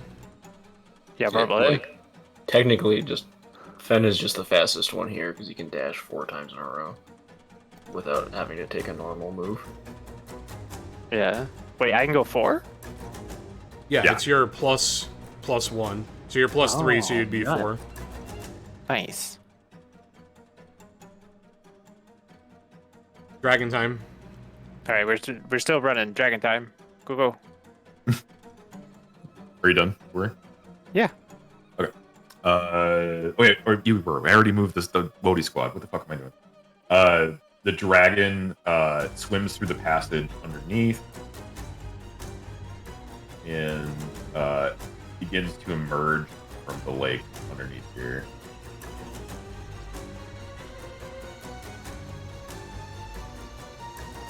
Excuse the weird placement, but You're fine. he's coming out of the water. That token is so cool. Yeah. Imagination. Imagination. You see like all the water like begin to like move and erupt, and you're like, as you look back and you understand that he's not chasing you down the hall. Whoa, Nessie.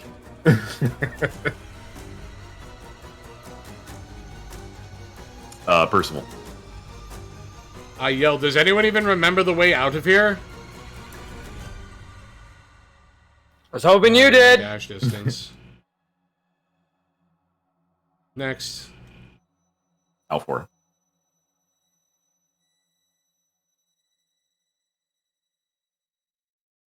Alpha? Sorry, I was talking and my microphone was muted. I'm gonna stick with Zarim and then that's my turn.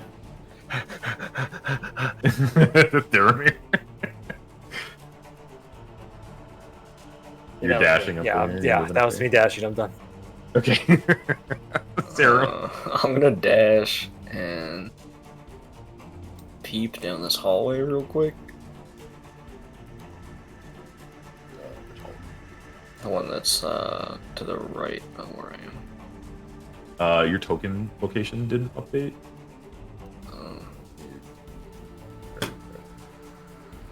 It did for me, so it's got to be you that needs to reboot or reload.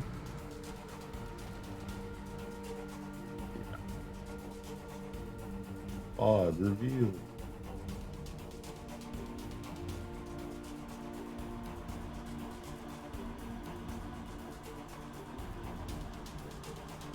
Oh, that looks vaguely familiar.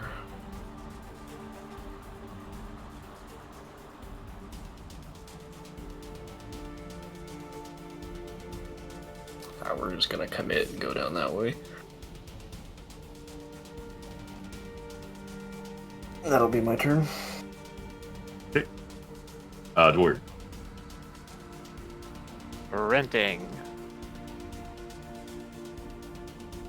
Ben. The Woadies, newly inspired by the dragon emerging from the water behind them, are also going to sprint in lockstep with you. The dragon is going to move. Let's take a half. What was a half? Going to emerge on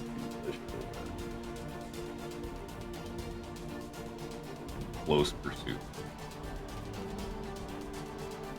Continues to like move recklessly and shamble and twist unnaturally and bangs into walls as it emerges from the water. It splashes like the water like everywhere. It lands, you know, it's like your heels are basically wet as it emerges like from the water here. The whole Wody squad back here. Zaram's dry as a bone, but everybody else like, you're just feeling it. Still pretty skeptical of that fucking god. I didn't see him do anything. Okay. Dragon Percival.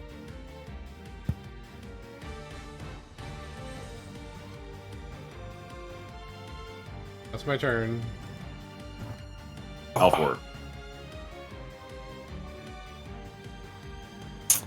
Gonna dash.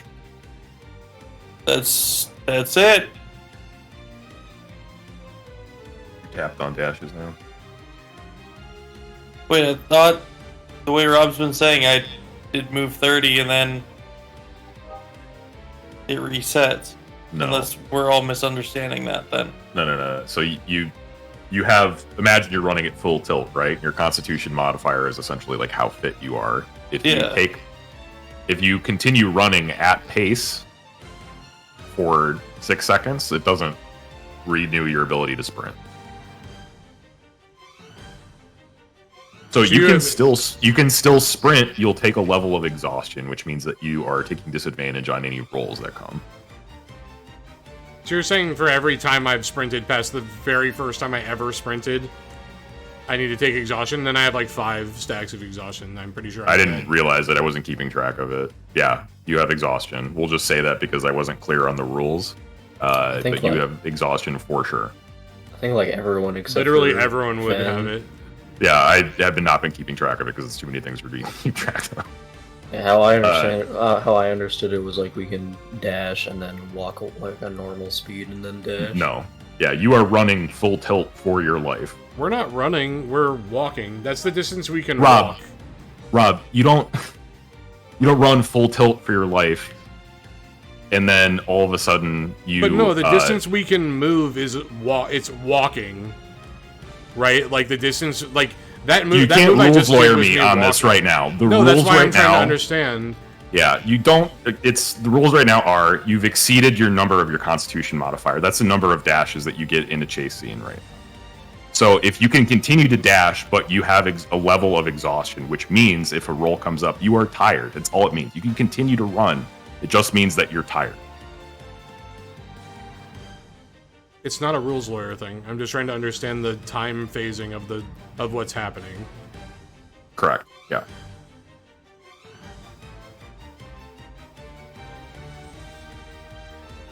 So you're right. There is no reset on this. This is you are trying to run from a big giant thing. There is no, like, you're not tired after walking for 30 feet. That's like the, like, essentially like what you could do. Yeah, never mind. Anyway, let's continue on. Whose turn is it? I have moved up, and I am Andy. Very good. Zero.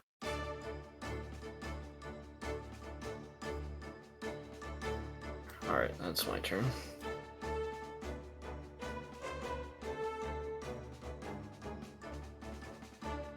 Dwarf. You said I can go 30? Yes. Okay. Done. Okay. Proceeding in lockstep.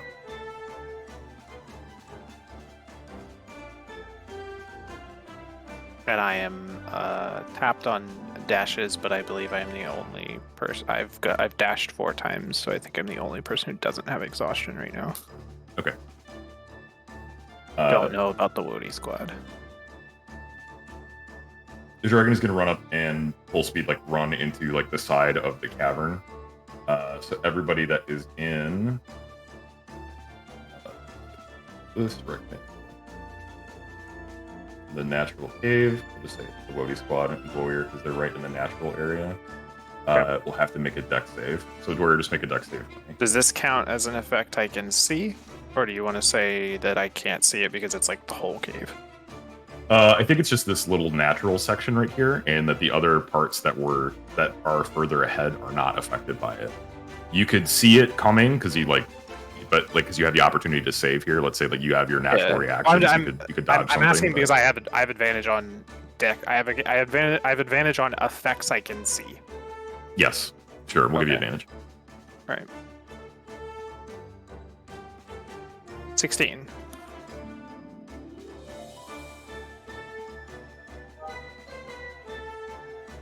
Two of the homies failed.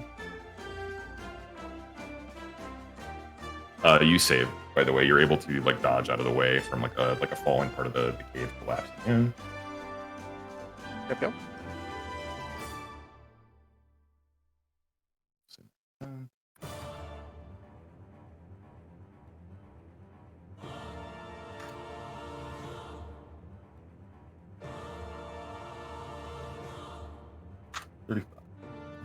None of the tokens are updated today. Okay, cool. That's the Dragon Percival.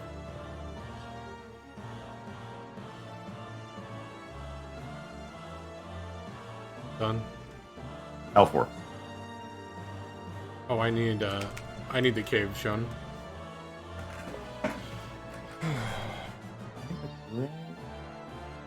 No, you have 60 feet there. Or do you want to see this part on the left? Yeah, I got you.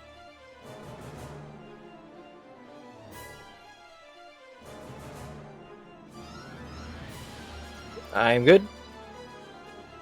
Oh, sorry, my microphone. On yeah.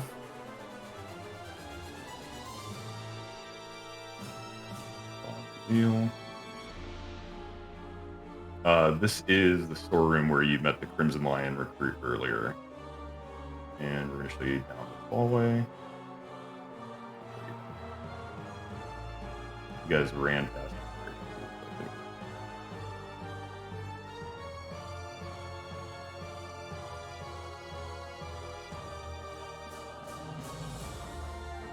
Alright, the stressful bit has ebbed. I actually know where the fuck I am now.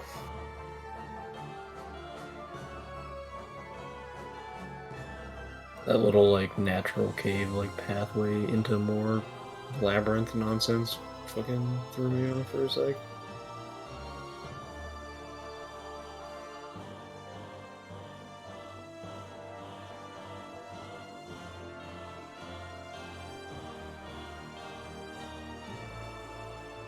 Can I just say that it is wild that you guys chose not to run by the Punji Pit?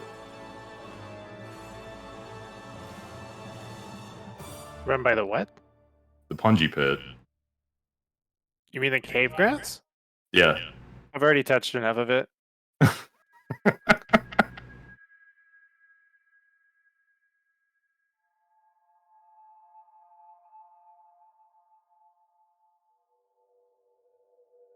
Sorry, whose turn is it?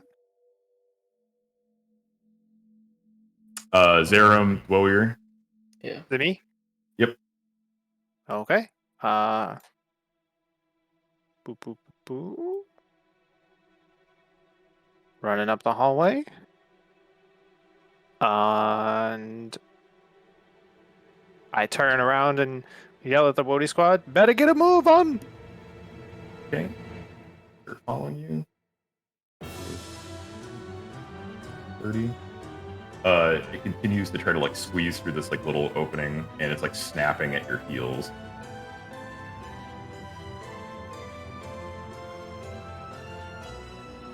But it is unable to make contact with the group. But it is right at your heels here. Personal.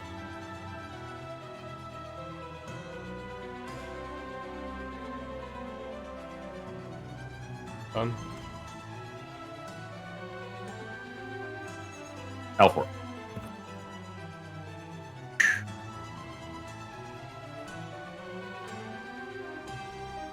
I am done. Same. Faramir. Very good, Zero. I'm done. Let's reveal part of this. So the door is open.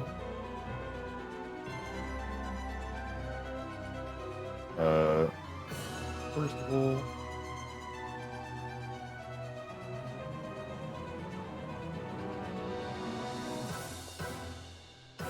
it's Warrior.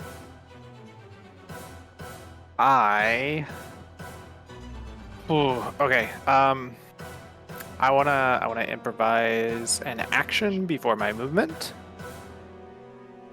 I am going to throw my ball into its mouth in an effort to try to get it like stuck lengthwise Okay. as it's like snapping at us. Okay. What kind of check would we apply to this? Let's just say like athletics. Doing shot put. Yeah, you're doing Okay. shot put.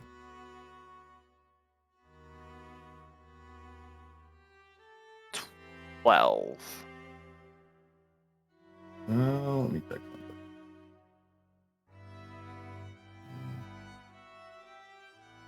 It rolled poorly. So you go to like reel back and you like look at your weapon and then you like toss it like sidearm like you're doing the shot put, like you're doing like a full circle around you. You launch it and it lands. The dragon like goes to like bite down like at the group to like snap at your heels, and as it goes to bite, your maul lands perfectly so that it hits like the top and bottom of the dragon's mouth, and like it's like it can't close its mouth on it. Yes. It like writhes like side to side in the cavern as it like tries to like get it unstuck, but it's a little clumsy because it's not. Yeah. I want to kiss the head of my beloved ball that I have had my entire life and up till this point, because this was the weapon that I did all my guard duty with in Torm Devor before I threw it. Rest in peace, Maul. We Rest barely in knew peace, you. Maul. Yeah. I'm sad. And I will. I appreciate a good hammer. I cannot sprint, but I will run 30 feet this way and yell back to the Wody squad, that's not gonna hold forever! And I will, in big sadness, I'm gonna delete this Maul out of my inventory now. Goodbye. It's a worthy sacrifice. Goodbye, buddy. They follow. The dragon is occupied by trying to get itself unstuck. Percival.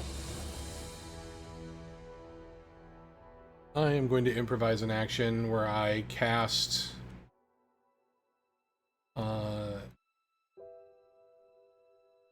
spell. I cast Sacred Flame in hopes of knocking part of the dragon's jaw off of its body, given that it's just like a rotting mess. Give me like What can we do for that? Like some kind of roll to like make sure that you can like hit it. What's your like casting modifier? Is it wisdom? Yeah. Give me like a wisdom roll. 7.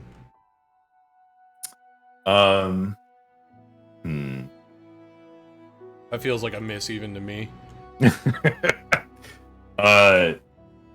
you have like any rerolls or anything like that? I'm trying to think if you have any mechanics. If there is anything that we could do with that. Okay.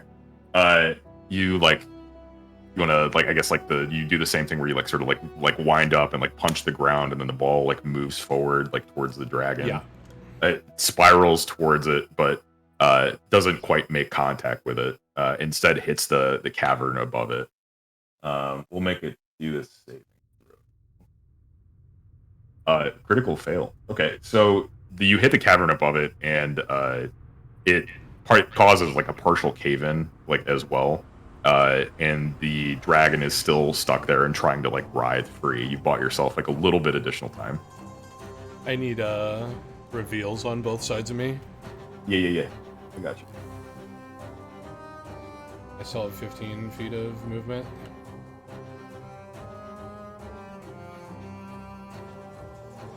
If you want to look forward into this like little hole thing here, you have to like move up to it and like look inside. Yeah, to, yeah, like, yeah. Squeeze through I'm it. gonna be straight going through it next turn, anyways. Yeah. My turn's done. Bueno, Alfor. Alrighty, that's it. Theramir. Same. Therum. Yep. Warrior. I yell to the Wody squad. I love the Wody squad, man. Oh God, I'm tired. I yell to them to run like their lives depend on it, and I am gonna go ahead and sprint and take my first tick of exhaustion.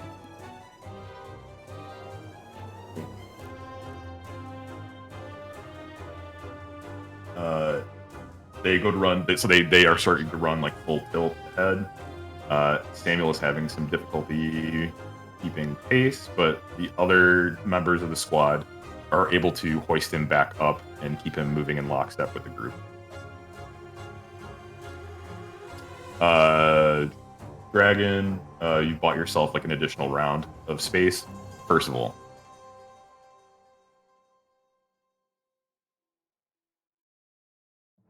Okay, now I need the reveal. Yeah.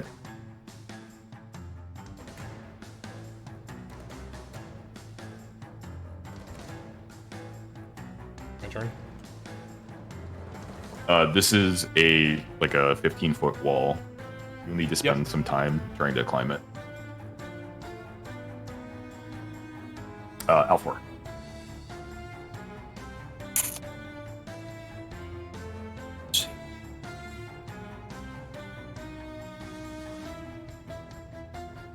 I didn't do, What was that? but I didn't do reveals down here. I know where I'm going, but I'm done. Good with that turn. Final stretch, boys. Hang in there. My character fucking tired. I'm tired in both worlds. Yes.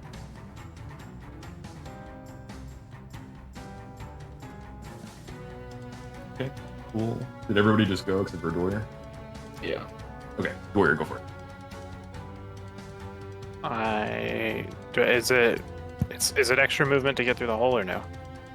We'll say it's like the same thing where it's like an additional 5 feet.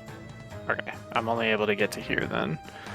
I slide up to the edge of the wall in the cave and immediately drop one knee and clasp my hands together, ready to boost to the Wody squad behind me.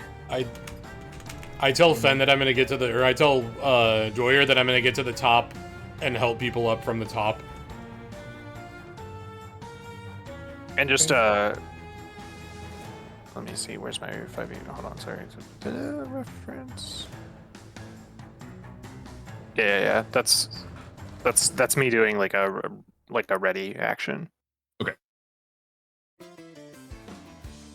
that like readying a help? It's in the like the reference thing. But yeah, it can be like the ready to action can be anything. It can be like if you're if you're triggered basically you say whatever a trigger is, and like you're it lets you do. The idea is that you like do two things on the next turn, basically. Yeah, I get it. So you're essentially readying an improvised move to help them up. Right, right. I technically did it wrong because you're supposed to state a trigger, and then when the trigger happens, you get to do the action as a reaction. Gotcha. So I guess here the trigger would be the Wody squad reaching me. I think it's dragon turn. And then the reaction would just be like giving them like helping them. Yeah. Okay.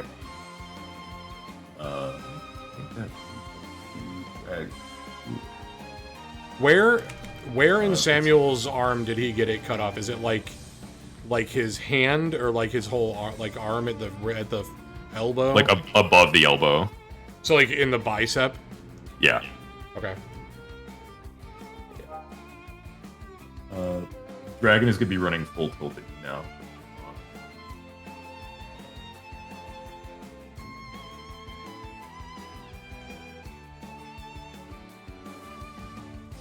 Has my poor little maul been snapped in half?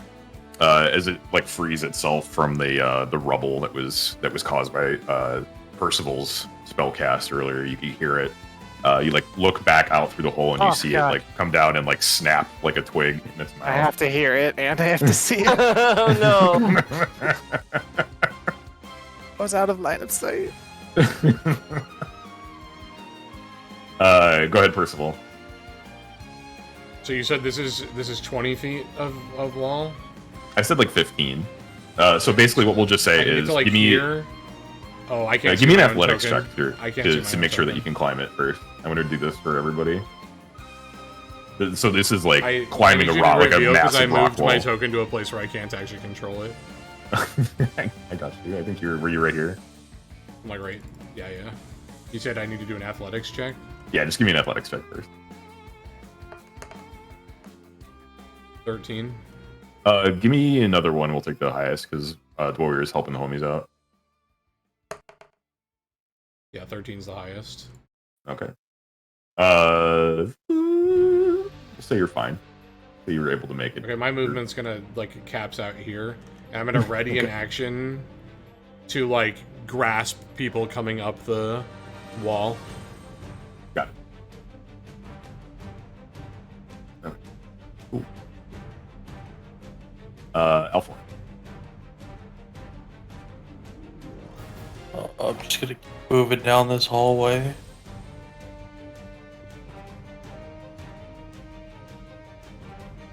That is it. Chasing after my homies.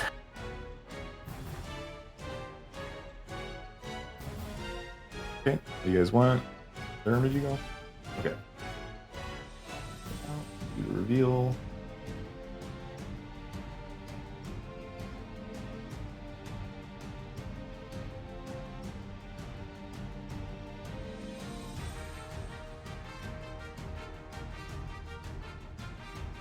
Okay. Warrior. I am on the wall, ready to help. Before the first Wody's foot even hits my hands, they see me choking back tears. Samuel asks you, "Is there something wrong?" The guy with one arm is like, "Hey man, you alright?" I love that he's calm enough that he's asking if something's wrong while we're running from the fucking dragon. I like the narrative that they're just like, I haven't even stepped on you yet. Like, and I just look at him and I'm like, a blondie like you wouldn't understand. You wouldn't understand, Tracy. Just go up. He is beautiful. He moves around you and tries to scale the wall, but is having extreme difficulty getting up with only his one arm. Well, you should have help from me and from Fen, like Fen in the bottom and me on the top. I did one roll with advantage. I'll do another one. He still is having difficulty scaling it. Say, Just like clamoring around on top of my head. yeah. He's like trying to catch the ledge, but he's going to catch with his phantom limb. I think we're both going to start. Well,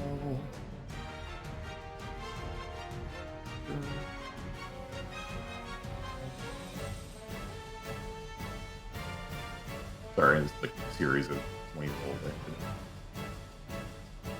Muscle Mommy makes it up no problem with a little bit of boost. And Celeste is also able to make it up across the wall.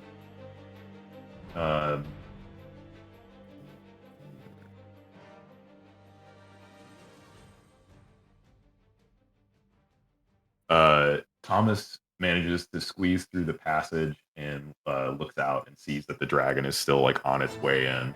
And he yells to the group that he's coming right for us still. Brace yourselves. Dragon moves up. Obviously, this passage is too small for it to get through, but it runs into it at full speed, causing yet again another cave-in over here. Everybody give me, not everybody, I guess, Percival and Warrior, give me Dex check.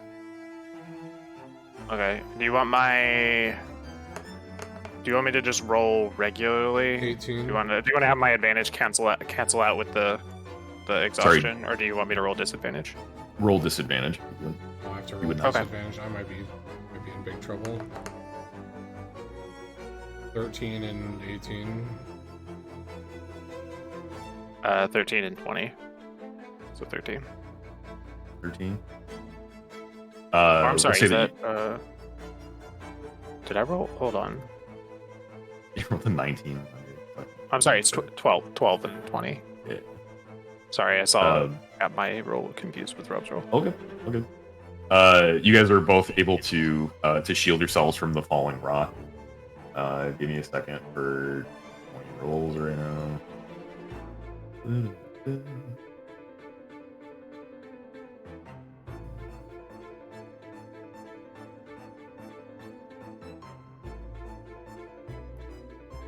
We have a couple of critical fails.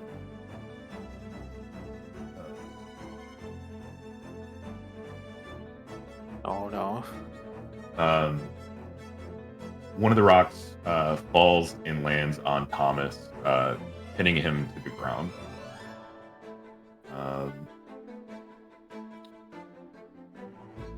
Celeste is also hit.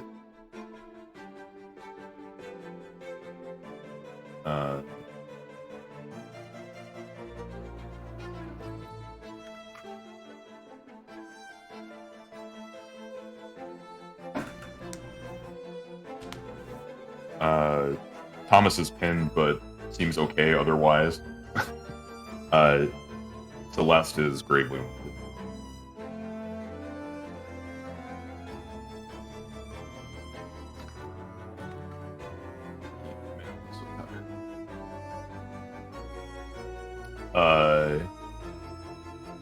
Samuel tries to scale the wall again.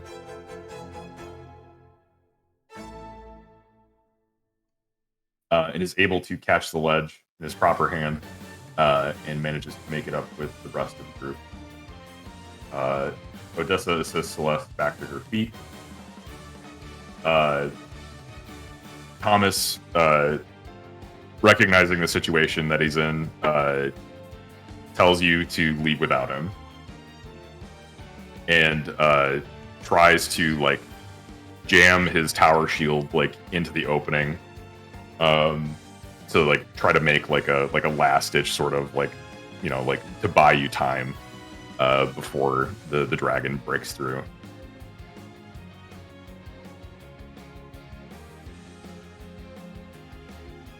Percival, what do you want to do? I say, we're not going to die here, and I improvise a move to. Hold on one second. Let me read this. Can we strategize for a second? Because I think you should help Celeste. Yeah, I'm trying to find out if I can deal with that rock. Celeste is already up. I'm like right next to the rock. Like I could. Yeah, but if I can, how big of a rock is it? It's enough to pin a man to the ground, right? Like his, like he is sort of just like pinned up against it. He is probably crushed in some capacity or another, but he's a big old boy. Yeah, but if I try to magic blast it with Sacred Flame, is there a shot that it breaks in a way that he's freed? This is D&D, so I'll say yes. Will it be extraordinarily difficult to not just grenade this man to death as he's trying to save you? Right. I think this is I think you might just need to let this be a Dwemer problem. Is there a chance? Yes. Do you want to leave it to fate or not? Okay. Because he's as fine. as my action, and let me know if this is something I can do. I want to do like a movement help action for Samuel, while I also move, like grabbing him by the arm. Yeah.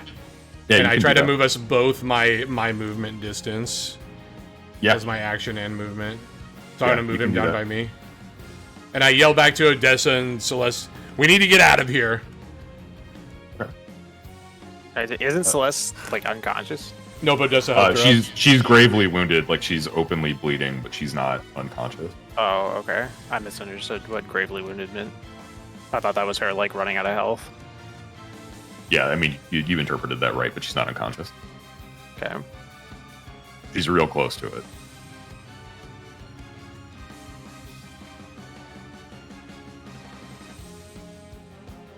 I'm done. It's, Balfour. yeah. Yeah. Yeah. I'm done. Theramir. Is this passageway ahead of me like collapsed or? No, you can. This is the entrance we went into the cave. I know it's a little confusing. It's literally the exit.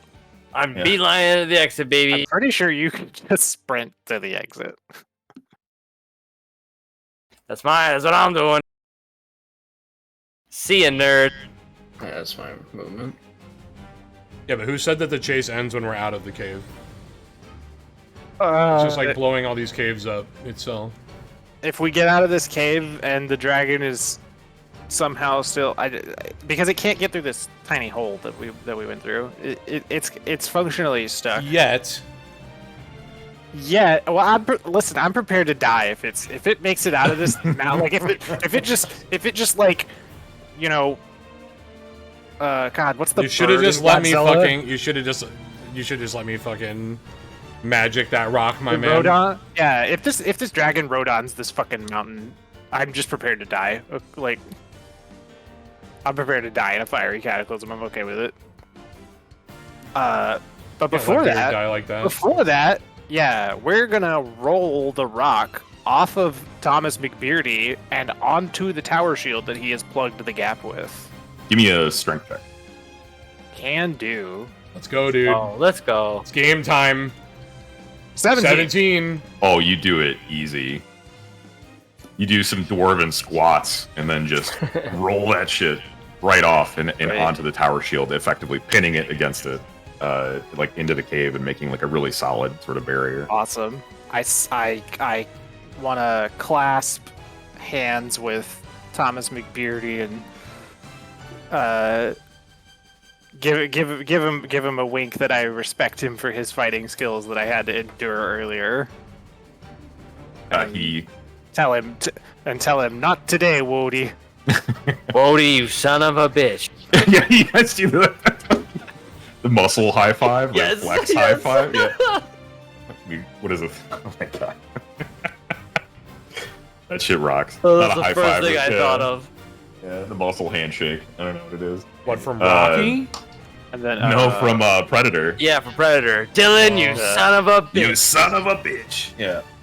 You're able to help him to his feet. He's limping, but he like tries to, I guess, like move and try to scale this wall as well. Odessa tries to help from above. Let's just give him that lucky check real quick.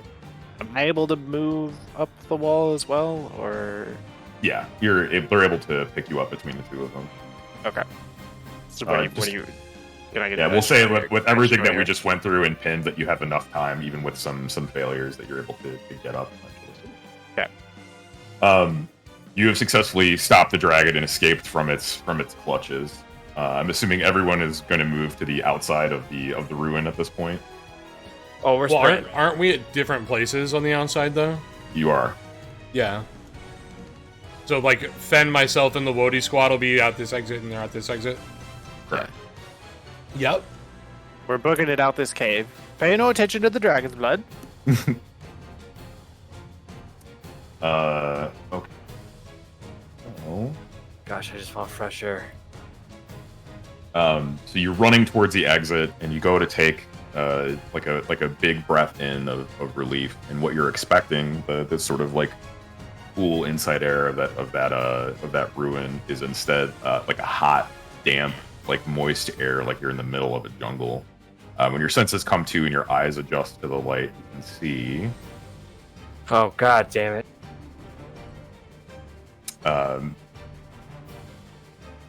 As you approach the ruin entrance campsite, you can see that it's been completely overtaken by massive, otherworldly-looking fungus. The floor is covered in a layer of thick and spongy, gelatinous material with towering mushrooms and toadstools stretching towards the sky. The air is thick with the scent of earth and decay, and the light that filters through the dense canopy overhead is a sickly greenish yellow. As you step further into the campsite, you can see that the once neat rows of tents and like the campfires, whatever, like sort of buildings, they're not buildings, but little structures that they had set up there have been completely swallowed by fungus, which is spread out like a living carpet. The fungus is soft and pliable to the touch, but there's an unmistakable sense of wrongness to it, as if it is not of this world. Amidst the towering mushrooms, you can see strange, pulsating growths that seem to throb and twitch with a life of their own, and the ground beneath your feet is slick with moisture, as you can hear the squelching of the fungus with each step. As you look around, you can see that there is no sign of any human activity in the campsite, and as if the fungus has driven away all who once dwelled here, replacing them with its own monstrous growths. We're calling it there, boys. That's the session for the night. Rob, if you don't mind wrapping us up, we could do our post-session retro. Yep. Everyone who watched, thank you so much for being here. Sorry it's on an off night, but we will be back hopefully in another 2 weeks for episode 7 of Another Cold One with the Boys. I will catch you guys next time. Have a good one.